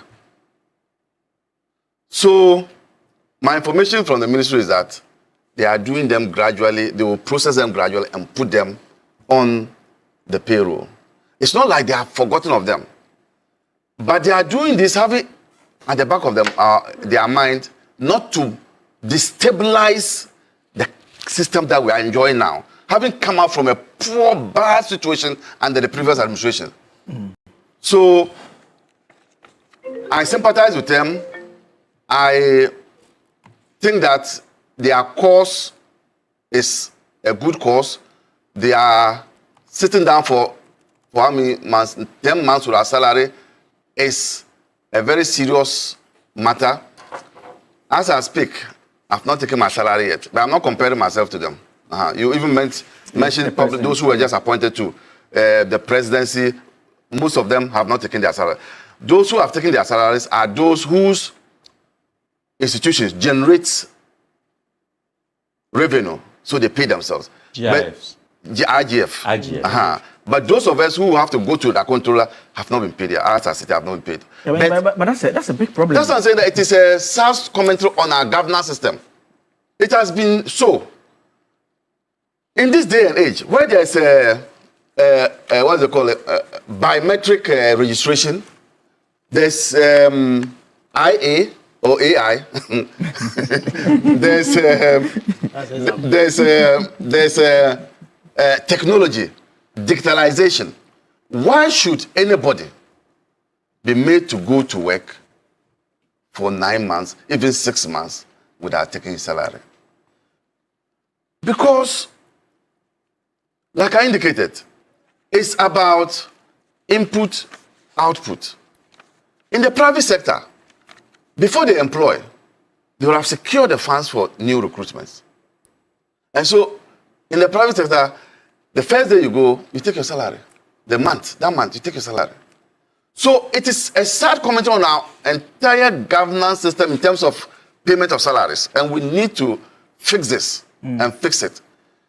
Again, let's desist from engaging in political recruitments. There should be a law that says that between certain periods to elections, we cease recruitment. Because you don't know what the next government will come and do. You don't recruit people at that 11th hour when you have not made provisions for their payment. And I think that if we are able to do that, this type of things will not happen. Let me come to Prof now. And Prof, he identifies the problem as a bigger general one that is taking place. I would want you to start off from what do we do in the interim if we have this situation and we can't pay them? Because the lady we had, I mean, we know the systemic problem. I don't get why she has to be going to work for 10 months. She's basically paying the country. And actually, someone actually called to tell us their salaries. They are paid, he said, 21, that's 2,121 cedis. So in the first place, even that amount, if you do the give and take of a transportation from Pantine to Kolebu already, if the money was even coming, it should be in negative. And it's not even coming. What do we do in that intervening period? Thank you, Aka, and greetings to our viewers everywhere in the world. When I watched the video of the demonstration, what came to my mind was simple. And a word came to my mind. It said the phrase, the pause, is part of the point in a civil service culture. So I was testing the pause of these individuals, the emotions that they were showing. And somebody living at Pantine, and she says she comes to Kolebu every day, and a week she spent, a day she spent 42 Ghana cedis. So 42 Ghana cedis, that means about 200 Ghana cedis in a week. That alone is going to give you about 800 Ghana cedis in a month. And after that, you will eat, because man must eat, and woman must eat. You will eat. And that eating is also going to cost you not less than about 200. I know Gary Futor in Osu here, that is 150 Ghana cedis. Just Gary Futor with 2 eggs. It's 150 Ghana cedis. So food is also expensive in eating at Kolebu area. Plus, she will have to wear some dresses. She will have to put on cream. And if you look at that and a female working for that long and not being paid, then we have a big problem. So a couple of things. They said they go to school for 3 years, nursing school. They stayed home for 4 years, which is 7 years, before they had a job. And getting the job to 8 months if not been paid. I have a big problem with the way our technocrats, especially controller, processes our payment system. AB talk about something that is important, which is HR, human resources. If people are working and you don't have the budget to pay them, then why do you hire them in the first place? Because nobody works for free. Nobody is Father Christmas to work for free. So the clearance, the financial clearance that they receive and then they recruit, once you are recruiting, then you know that you have the salary to pay the people, because a laborer deserves his or her wages. And if people are working and they are not being paid, right from the presidency, I know I have some friends who are advisors at the president, the vice president office, they've not been paid. AB talked about not being paid. That is an opening that we are having for corruption. So ask yourself, how is he going to survive? He's been in office, he's been the CEO for Ghana Road Safety, and he's not been paid for that long. My wife feeds me, so... Your wife feeds you? Yeah. So what about somebody who don't have a wife, or a nurse who don't have a boyfriend? So how are they going to feed them? But no, I'm answering your question directly. Okay. Not to let you go on the tangent that I'm doing corruption. No, that's not what I'm saying. I'm saying that... So let me clear the air. Okay. So Thank you for clearing the air. That your wife. So your wife is doing a good job. You've got a good wife who is helping you, but it's not everybody who has got a wife. So what do we do as a system? In the first place, excuse me, we need to find a way of making budget available before we hire people. I also want to say that you don't hire people thinking that the other government will come and then pay them. We even have a situation where the outgoing government will raise salaries and then go thinking that the new government will come and somehow find money magically and then solve the problem. So why are we creating problems for the upcoming government? I know even when this government came, the supply of electricity, we had how many days? Less than a week. Yeah. I mean, how do you, if you are writing and handing over notes for me and everything is in shortage, thinking that I will come and magically solve the problem, it doesn't work that way. So the continuity of governance is a problem. 2, the technocrats and how they process the problem, the salaries, is a problem. You can't wait for 10 months without being paid. Everybody is living from paycheck to paycheck. The pay itself is inadequate. And for that delaying for 10 months, do you have to go and borrow? What do you have to do? And that is not good for the kind of system that we are building. I'm going to end this way. Empathy is key in such situation. And in empathy, think about that girl who said she comes from the Western region, but she's now at Brahafo region, I think Teshima or so. And her rent that she pays, she doesn't know anybody from that town. And she's staying there and I've been working for 10 months, has not been paid. I'm putting myself in the shoe of that lady. But I also saw 2 individuals talking about that lady who was crying about her rent. Do you know that this morning I've been told a lot of people have reached out to her and helped her with money. Another one came and talked about her rights, that I know my right, the minister is lying and nobody reached out to her to support her. So I know the empathy of Ghanaians that when you have such a situation, even your landlord or your landlady will understand that your salary has not come. So when it comes, then you come and pay. So we are that hospitable, but we should do all we can. The minister said that they met 13,500. 8,000 have been processed and 6,500 are being processed. They marched straight to the Minister of Finance. They didn't meet the minister, they met the Deputy Minister of Finance. He also assured them that they are working on it to get it paid. Then I am asking those at the Controller General, even if they will do overtime, to make sure that these nurses are paid immediately, they should do so because it is very urgent.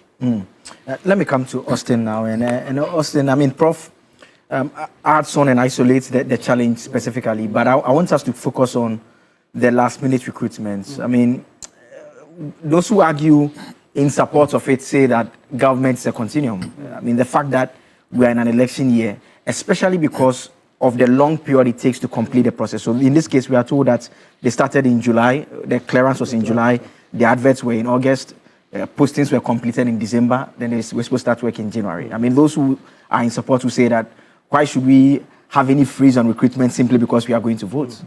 I think, those who are pushing for that argument are right. In a sense that, it is true that governments must work until the very last day in office. But upon closer examination of this issue, particularly the unpaid nurses, one root cause emerged, which AB, Prof, and yourself have hinted at. That is the last-minute appointments and postings. I have been asking myself, I think we need to place or impose a statutory or constitutional duty on government that when there is a change of government, that because there should be a caveat. When there's a change of government, we must freeze up all appointments and postings.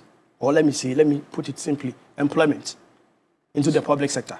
So that is after they have employed, you freeze it?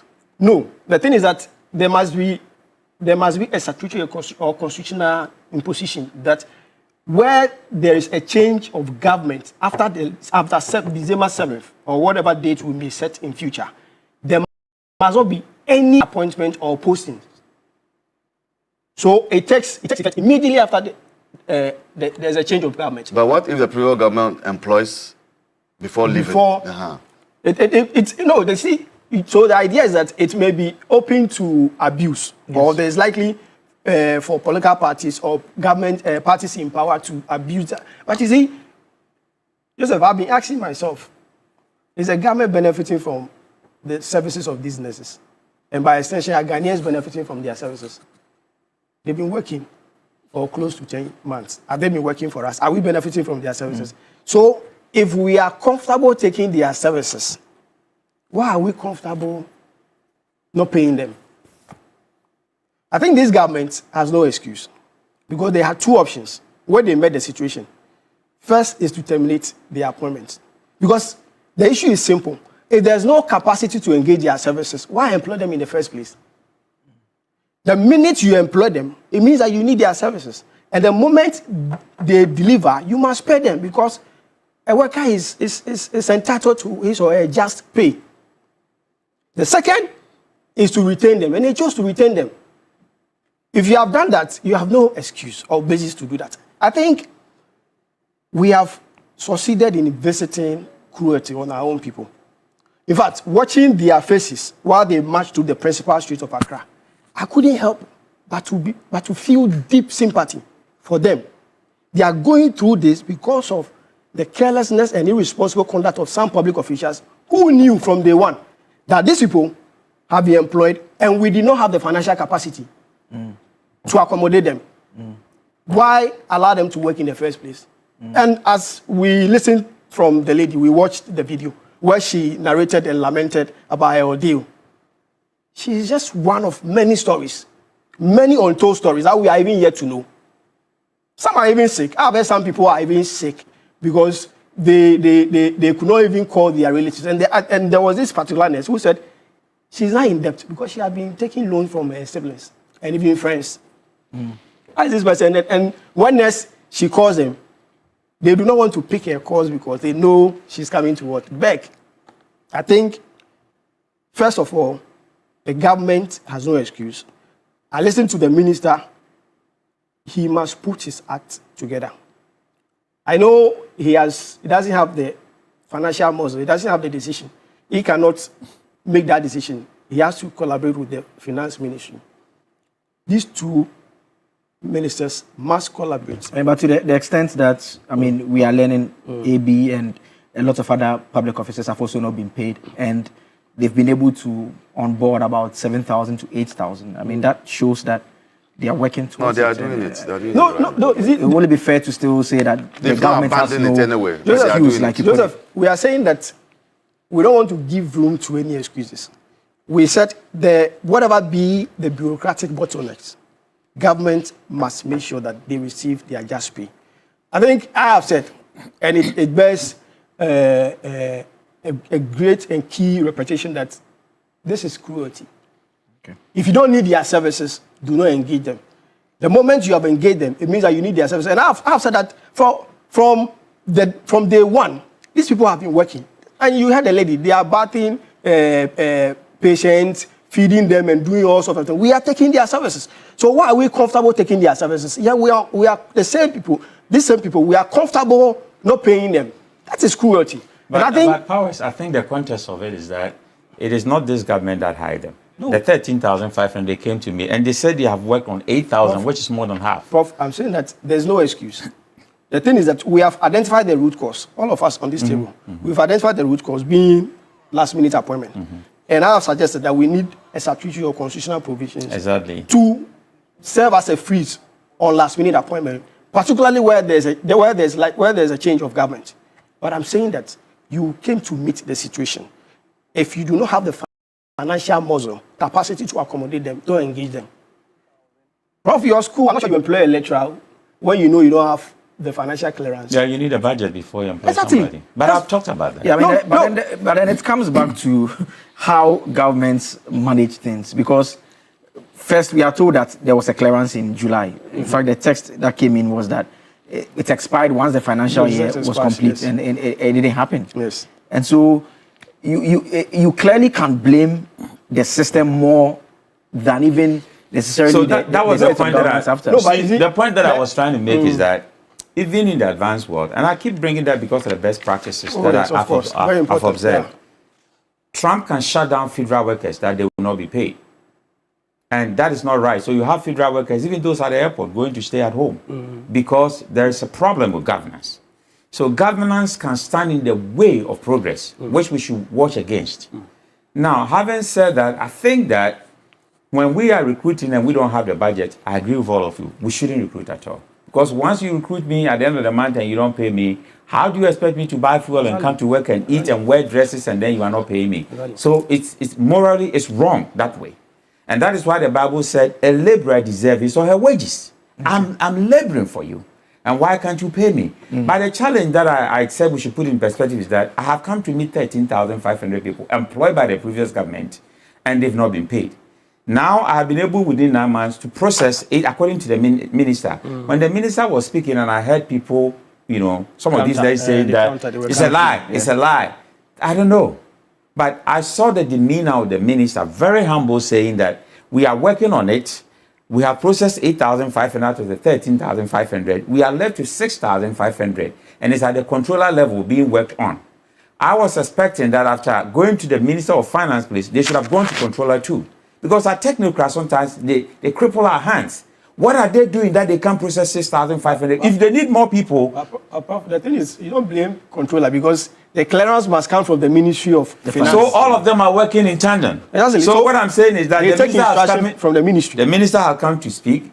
They went to the finance minister. He's referring to the health minister. They went to the deputy finance minister because he said the finance minister had trouble. So they spoke to the deputy finance minister. He also told them that when his bosses come, he will present everything to them and re-echo the same thing, that controller is working on that.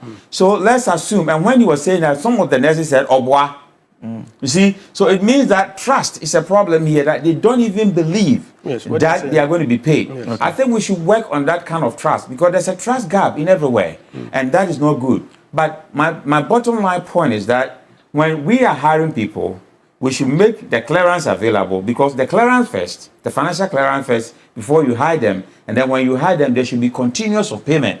Once there is a break, you demotivate the person even to work properly. And these nurses are working on our health. So if you go and they will not attend to you, the difference between life and death is in their hands. You can die easily. So I am pleading on behalf of these nurses. They are our sisters, they are our brothers, they are our aunties, they are our mothers. The government should find wherever money is and pay them the gap of 10 months so that they can also get money to pay their bills. Okay. Maybe I'll give you the I heard Powers say that if you don't have money, don't engage them. It's simple. But these people have already been engaged. It's not like this government is here to engage them. This government came and made them engaged. So they have already been engaged. The thing that would have happened was to dismiss them. In fact, there are those who say that there are some individuals who you remember were recruited the last minute appointment. The government sacked all of them. Exactly. The alternative was to dismiss them. But I can tell you, when you ask these nurses at that time to choose between dismissal and then can you wait for 1 year for us to pay you, they will choose the 1 year. They will do that. So, like I indicated, before I got in here, I spoke to an official at the ministries.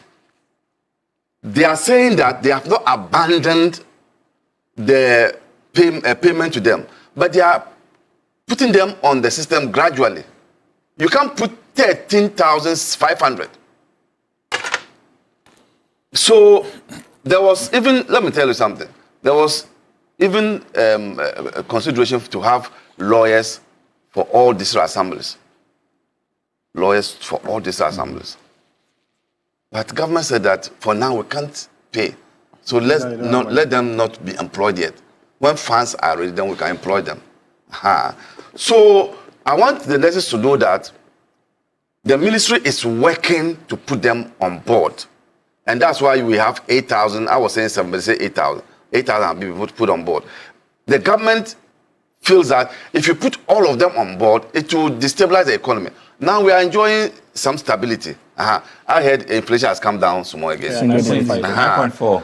So it's a bitter pill for them, but I'm begging them, and I think that Ministry of Finance should also do something extra to ensure that they put them on board. This is just a matter that can be resolved.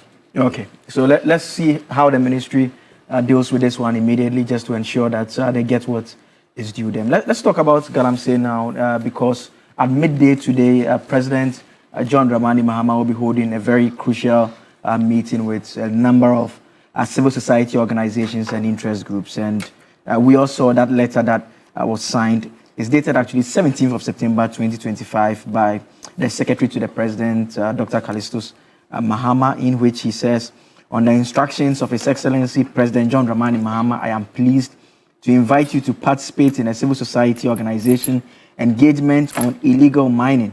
This engagement aims to provide a platform for frank and constructive dialogue between the government and civil society on the menace of illegal mining with a view to harnessing collective expertise, perspectives, and solutions to address this national challenge. Please accept the assurances of His Excellency John Dramani Mahama, the President, and a number of groups: Catholic Bishops Conference, Christian Council of Ghana, Aricha Ghana, Imani Ghana, IDEC, CDD, a host of others all participating in this engagement. Let me start with you, Austin, in the middle. Good move, or you belong to the school of thought that believes that this is an admission that the government solutions are not working, or alternatively, the government just wants to bring everyone on board the plan? No, Joseph, I think, keenly, this is a significant step forward in our anti-galamsey fight. I think the government, the president has done well. I don't see this as an admission with regard to the weakness of government's plan. What remains unclear is the scope of the consultation layer, particularly how we are involving representatives of political parties, especially those in parliament and those outside parliament. Because I have argued before that any holistic approach must have their input. So I see this as a significant step. The government should feel free to adopt ideas of CSOs, experts, and well-meaning Ghanaians.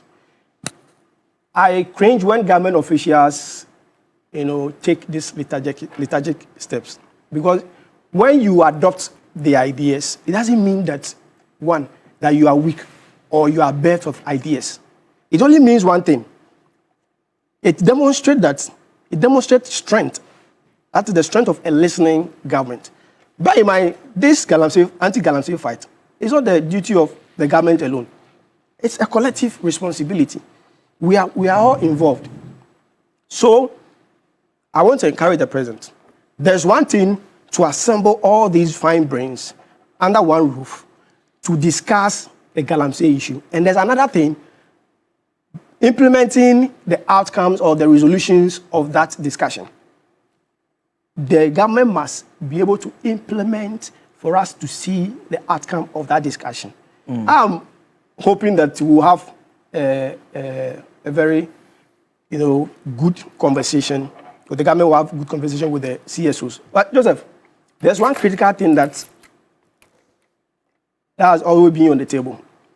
The debate about the security zones versus state of emergency. And the government has declared our water bodies and forest reserves as security zones. But let me be clear with them. This will not solve the problem. A state of emergency properly so declared and managed will be more effective than what we are seeing. Why do you say so? And it's simple. And you see, there's this, there's this misconception being peddled by some element that a declaration of a state of emergency automatically means the suspension of fundamental rights and freedoms. This is simply untrue. Now, I want you to stay on the security zone first. I'm coming. Allow me to drive home my point. I'm saying this because, you see, those peddling or pushing for this narrative are either misinformed or they are deliberately disinforming the public. Why am I saying this? The Constitution, the 1992 Constitution is clear. When you look at Article 3110, it sets out the principles governing a state of emergency declaration. And I have said, gone are the days where emergency powers under military rule were used to trample on rights. Under this dispensation, anything done under a state of emergency must meet constitutional test and be in the interest of the people. And what do I mean by the Constitution? It must meet proportionality, legality, and necessity. Okay. So those claiming that a state of emergency automatically means your rights are suspended, that's a far cry. Let's not. Now the question of why do you think the security zones is less effective? Security zones, declaring those water bodies as security zones, one, is prone to corruption because the people you are deploying to go and even man the place, they are likely to to be deceived by the people. When you do a state of emergency, people will have to go and man the place still. No, so that, and you see, the thing is that it is the notion and an understanding and the technicalities, the workings, the requirements of these two things. They are a security zone may be subsumed under a state of emergency, but you can't subsume a state of emergency under a security zone. Yeah, but the substantive point is that people still go there. The corruption that you speak of, that's your first challenge. People will still go there and man the place. That is, and the thing is that, you see, when you declare a state of emergency, the perception and the mindset of the people you are sending to those places matters. Okay. And you must make sure that you let them understand the weight of the situation we are dealing with. Joseph, let me tell you, when last the president met the media, you remember, September 10th, 2025, you know the situation has worsened, has gone to an alarming level. Water stability level have shot up. We are talking about food crops being poisoned. The stability level has reduced, rather. Being poisoned. It has reduced, rather. Food crops being poisoned. And we have now we are witnessing rising death toll on Galamsey site. I think this is not... Okay, so aside from the corruption, what other reason makes it less effective, like you're arguing? There's declaring those places as security zones. It's almost like what we are witnessing with that security zones. Because those people will go there and leave the place. Okay. They will visit, they will do regular visits to those sites, and they will leave the place, they will abandon the site. How would this work and solve the problem? I think the government should not lose focus on declaring a state of emergency, and they should stop peddling the falsehood. They should stop peddling the falsehood. And I've heard many elephant and umbrella elements pushing this narrative. They should stop that. It's not true. With the current constitutional dispensation, let me come to it does not work. Let me go to AB first, and before you deal with the issues that he's raised. I mean, the critics are saying that when they read the secretary say that they want to harness collective expertise. The secretary to the president, the letter that he wrote to the various groups. He says that the dialogue between the government and civil society on the menace of illegal mining with a view to harnessing collective expertise, perspectives, and solutions. They say that we've all talked about Galamsey for so long. Even last year, your political party, while campaigning, you said that the other government was not doing well and that when you take over, in fact, some elements even said that within a week, the president can deal with the illegal mining menace. How are we harnessing after 8 months in office? Have you realized that anybody you bring onto this table has a solution differently from another person? Absolutely. So don't you harness all of it? That's all. This your long winding question. I've used seconds to answer it. but the fact remains that after 8 months. Yes. After 8 months. Yes. When you have, especially when in fact, a couple of weeks ago, the point was being made that we are on track. We are dealing with the menace. If you remember during the president's address, he says, we've not finished utilizing the powers that we have. Then civil society pressure comes in. So your problem is that why are we on track and then we are calling for that? Is that what you're asking? Well, you can put it that way if you want, but the question still remains about... So if we are on track, we shouldn't ask for more what do you say? No, not necessarily. We can always do that. Yeah, because the biggest room in the world is a room of improvement. So that's what. Now, see, this matter, 2 people or 5 people died yesterday at the Galamsey site. You would have thought that this would scare the Galamseyers from going back to that place. But they've seen this all. They've seen it. For them, you see, that community is an underground community. And they are in a well of themselves. It's an underground world. For them, they interpret those deaths to mean that the land, the soil, needs blood so that you can have more gold. It can produce more gold. So these are their colleagues who have sacrificed themselves. So you will never see the deaths occurring at the site being a disincentive for them to go back. They will still go back there. But I am happy because I think I was one of the leading people who said that we should declare water bodies and forest zones, security zones. I think I was one of the first. and cited South Africa and said that in South Africa, water bodies are declared as security zones. Yes. So I'm happy that that has happened. Those who are asking for powers for state of emergency, I'm going to give you an example.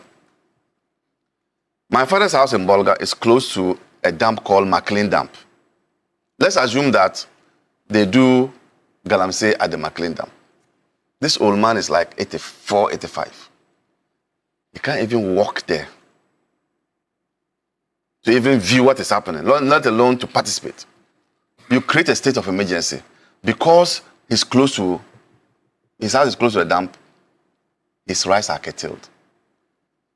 Powers is saying that because under constitutional rule, you are restrained by the Constitution, and so proportionality would prevail. When the soldier or the policeman is shooting, he doesn't care about proportionality. Before you come to court and you argue this proportionality, they have shot somebody, he's dead. That's what we are talking about. That under a state of emergency, people, and we are not pygmies, we don't live in the forest, we live away from the forest. This mining is taking place in the forest. How about those in the community who don't have anything to do with the forest? Why should the conduct of some people in the forest affect those in the communities? That's why we are restraining the use of this state of emergency. People will be caught up who have no business with these Galamsey things. But if you go and station soldiers, you create a barracks, or what do they call it? Is it a barracks? A camp at the mouth of the forest. Now, if you are a man, enter. That is the way to deal with it. Because your concern is not the entire community. Your concern is that forest area. Your concern is that water body area. So why would you extend any what do you want? What do you say? Any mishap to members of the community when there are some there, majority of them who are farmers, would have nothing to do. And if you know the Galamsey sites, majority of those who are engaged there are from other parts of the country, and even from Burkina Faso, who are in that place. They are not indigenous. So please, Powers, this is your state of emergency. Let's think about it carefully before we zero in on it. I mean, but the point he makes about, and it keeps coming up, whenever we have the conversation, there's an assumption that would mean that there will not be any due process, assuming there's a declaration of a state of emergency. Because, for instance, the example you gave about shooting, I don't think a state of emergency necessarily means that if you are moving in the area, they just shoot at you. It can't mean that. I'm saying that when state of emergency is declared, people's fundamental human rights are curtailed. In terms of movement? Yes, in terms of movement. So why should that even be? Let's even assume that is it. Why should that even be? That my 85-year-old father, why should he be restrained from moving to go and get his medicines? It is not going to be, when you declare a state of emergency, it's not going to be work as usual or the usual things. Some fundamental human rights will be curtailed. And I'm saying that if that happens, people who are not connected to the Galamsey menace will be affected. We need to respect minority rights. If you are doing company law, if it's minority, you did it. You too. He has done it. If the entire community is doing Galamsey, but that one person's right must also be enjoyed, must be protected. So let's look at the issue of declaring, and I'm happy the Minister for Lands announced it. Forest zones, water bodies are now security zones. Let's see now who will go inside. And again, if you declare state of emergency, you people, journalists like this, you can't have free movement to even go and see. What if those who are engaged in the state of emergency are the ones who are even mining inside? Because you are blocked from coming in. Access. In fact, someone also said that the security zones achieve the same thing because, a few years ago, they were told that people cannot protest around Jubilee because it was a security zone. Yeah. So the argument they make is that the same thing, we can't go and even check the state of the water bodies. Why? That's your colleagues are there. Some of your colleagues are there. You are afraid. You are not doing that type of journalism. We go there. I'm saying that you are not the type of journalist, because People can go to the community, stay there, and know what is happening in the forest. They call them what? Manasseh Azor and what are they? Investigative journalists. At least we have those people who can go. But if you just do it, state of emergency, quarter. Not like a blaze suit. We can't go. Right? Okay, let me come to Prof now. I mean, Prof, from a governance angle, very good meeting taking place today. Yes. Let me say that be sure to tell everyone that Ghana's rare gold are not the ones in the ground. It is the people who are the gold. So you destroy water bodies in search of gold by destroying your people. The rare gold of our country is our people. And if we are destroying water bodies and poisoning our food, now we are told that kontomire, food crops, they are all poison. Cabbages and carrots. And so very soon we are going to annihilate ourselves. We are all going to die because that is the path we decided to go in search of gold. Now, I like the question asked that the CEOs, the CSOs and all those coming in, will it bring finality to the issue of Galamsey? I think the answer is no, but it is a good attempt. I do that from Isaiah 1:18 when God said, "Come, let's reason together." Now, as a Christian, I had to go deeper into why God is calling everybody to come and let's reason together. And I found out that it was a divine invitation to discuss, debate, and find understanding through rational conversation, even amid profound disagreement. So if God is calling us to come and reason together, then it behooves on the president doing the right thing by calling all CSOs, say, come and let's reason together. Now, that is a divine invitation. 2, we are going to discuss, we are going to debate, we are going to find understanding through rational conversation, even amid profound disagreements. So there are a lot of profound disagreements about which way should we go in solving it. Either we go with emergency, whether we go with security zones. Well, the Jubilee House here has been declared a security zone. You dare not go there. Now people can walk in there, but it was, even now it's a security zone. It's still a security zone. I have an invitation. I've been asked by a lot of people to come and visit them. Yes, they have to know at the gate who you are going to visit, and the person will come and meet you and take you there. Also, you have to go and sign your name, and be given a tag because it's a security zone. They are protecting the presidency and our leaders. Now, I remember in the early 2000s, I was a morning show host on radio. And then, I'm bringing this example so that we'll understand the perspective of it. Then, that time, the biggest issue was Galamsey. No, the chainsaw operators in our woods. And I remember there's this uncle of Nanado called Nanaya Gorgisbeck. I think he's still there. He's an old man, but he was a council of state member appointed by Kufuor. Yeah, Gorgisbeck. So he came to me and then we talked. I went to the Tiwa forest with him because we had chainsaw operators. And then we went there, we talked about how we can stop these chainsaw operators from operating in that place. And I remember we went to Ochehene House, the palace and all those. But then the next day, something occurred to me that if we can solve the problem, then why not bring the chainsaw operators themselves to the studio to talk about their part of the story? And the funny thing is, when I brought them, they said, we will never stop this chainsaw operation because that is our only source of livelihood. And if any forest commission person comes there, we will cut their head into pieces and cut their legs because that is the only way we survive. So now I'm asking the same question. Are we going to invite these Galamsey boys to be part of this meeting? We should. We should, because they are the ones directly involved in what they are doing. So they should tell us why they are doing it. Invite criminals to partake? No, there's a reason why I did that, and it solved the problem. You see, they are doing it every day, and no matter security zone, no matter the emergency, they will find a path to go and do the Galamsey. So let's bring them together and ask them, what can we do to help you to solve that? I've talked about alternative source of livelihood. Okay, alternative source of livelihood. They are not mining responsibly, but this country depends on gold. This whole country depends on these gold resources. Now, when they take the gold, the illegal, Galamsey, ask me, where do they sell it? Don't they have routes that they sell it? Yeah. So it finds itself into the system. I don't know whether it goes to the gold board, whatever, but it finds itself into the system. Now, the government cannot drill boreholes for them because once they mine, I was thinking from the beginning that they will not mine go through water bodies and then by the roadside. Because we know from Osiem and Konongo areas there, the roadside are also being mined. Yeah. So avoid the roads and then avoid the water bodies. But then, when they, gather this sand and everything illegally, they also need water to wash it. And government cannot drill boreholes for them everywhere. So they will still go to the water bodies. And that is what we have to prevent. So let's find a way so that they can have one alternate sort of livelihood. Because if a nurse is not being paid for 10 months, and somebody goes to do galamsey and every day you get about 500 cedis, of course he will do that. And we cannot solve this issue with violence. No. You can kill everybody, the rest who are still alive will go because they don't have any source of livelihood. And man must eat. So we should find a way, jobs. What, from number 1 to 56, jobs.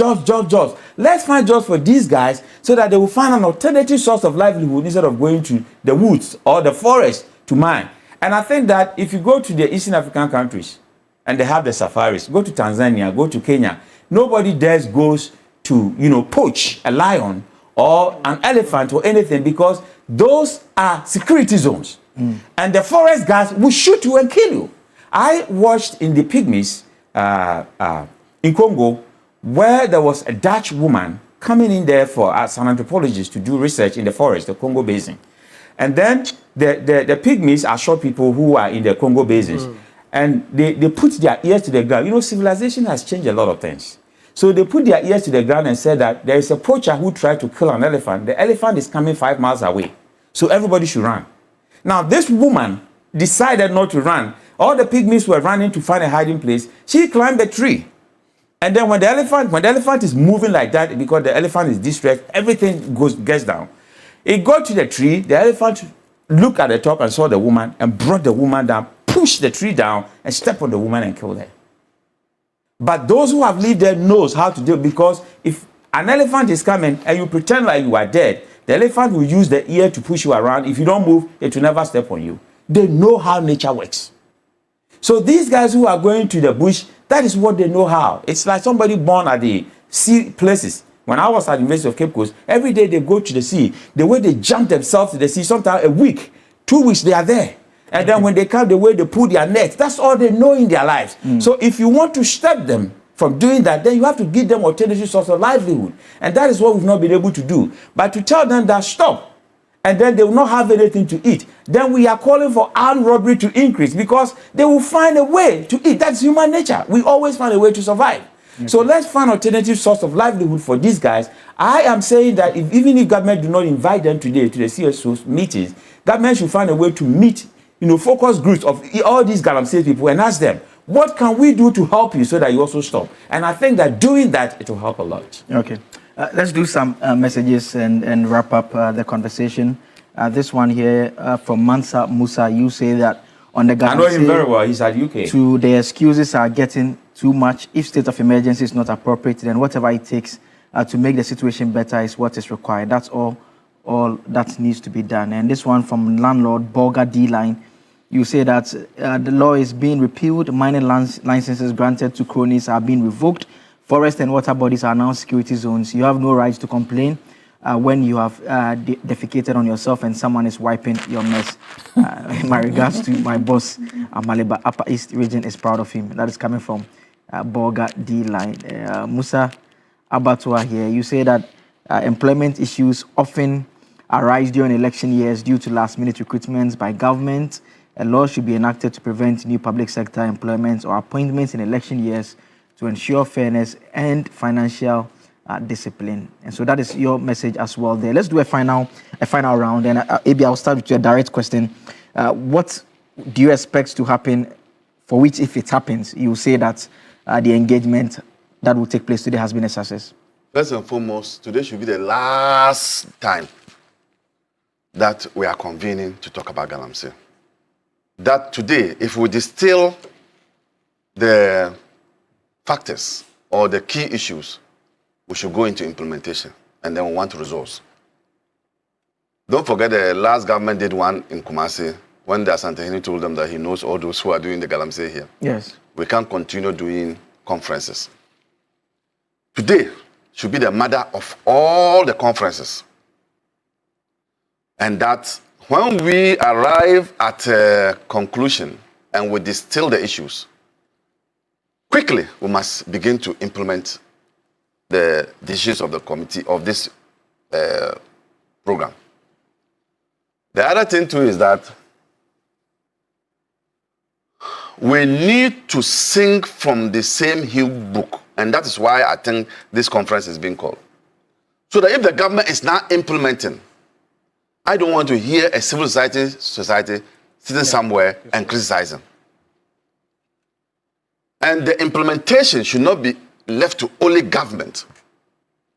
Just as our government has brought all the civil society together, the implementation should also include them. That's for me. And then also lastly, there must be a political will to deal with the issue. And I hope this government would have it to deal with the issue. I am not saying that people who are seeking for jobs should not be given jobs. And that's why I concur with Prof's issue of alternative livelihoods. Because it is true that some people just know what they are doing as their job. And so if you don't provide them another, livelihood, it will be difficult for them to survive. So this for me are the things we should do. Last time we are meeting again on this matter, civil society organizations should now be part of the implementation of any decision taken. Civil society organizations should not begin to criticize when government is implementing those same issues. And then alternative livelihood for the people. Okay. Austin, what are the benchmarks that you expect to be the yardstick that you assess this engagement? Yeah, Joseph, I think I have said that this engagement is very important and significant, and I want to laud the president for this initiative. First, they must publish the resolution, the outcome of the meeting. I want the government to publish it so that all of us will track the progress. Secondly, the government must not end this engagement here. They need to bring on board the political parties, engage them, because we are aware, we know some of their members are engaged in this illegal mining. They should bring them on board so that, as what AB said, we won't have them pushing forth different narrative outside or in the media. We all need everybody on board. Thirdly, Joe, we need to set up a consultative review and monitoring committee after this engagement. A consultative review and monitoring committee to review the progress periodically, particularly maybe every 6 months.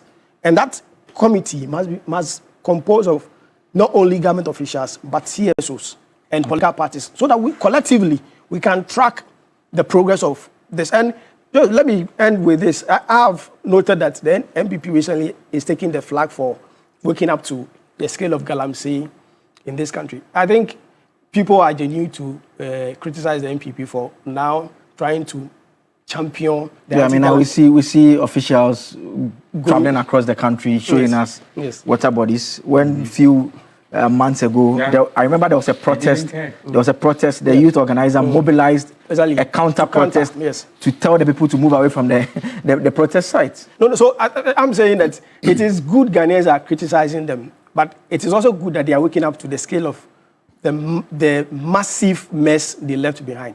But this is my question to them. I like that. It's good you are saying that. This is my question to them. They must not be more Catholic than the Pope. They must not be crying more than we, the Ghanaians. They must be measured and know that whatever they are doing, they must do to support the government. We have brought this government in power to solve the mess that they created. So they must be measured in what they say, and they must not pontificate. Yes. As if they know what is right. When they had opportunity, they didn't do what we expected them to do. So they should keep what they are doing, and we will encourage them to do what they are doing, but they must not be more Catholic than the Pope. Okay. Prof, I'll give you the final. Yes, I'm just reading a research by Dr. Eke Mensah, who has published a lot on this galamsey. And he stated some things. He works for the Center for Scientific Research in Famsia, and he's a very good friend. He sent this, and he talked about the underlying cause of artisanal mining. And then he said that the underlying problems, one is economic. And he talked about poverty and unemployment in the mining communities. And then two, he said it's social, and that is marginalization of people in mining communities and the right of the people to seek justice by digging for survival. Three, he talked about institutional problems, which is lengthy waits, erroneous requirements, and bureaucracies for miners to obtain new licenses. And then he talked about technological problems, which he says advancement in the AMS industry through the use of large equipment. And then the last was political, which he stated involvement on political figures and big men in Galamsey. Now, I agree with him in all that he said. So we have to tackle it from the economic front, from the social front, from the institutional front, from the political front, and then finally from making sure that we are all involved in this process. So if we undermine our own existence through gold, and I want to end by what I said from the beginning. I'm told that today is Alan Martin's birthday. Ebo sent that one to me.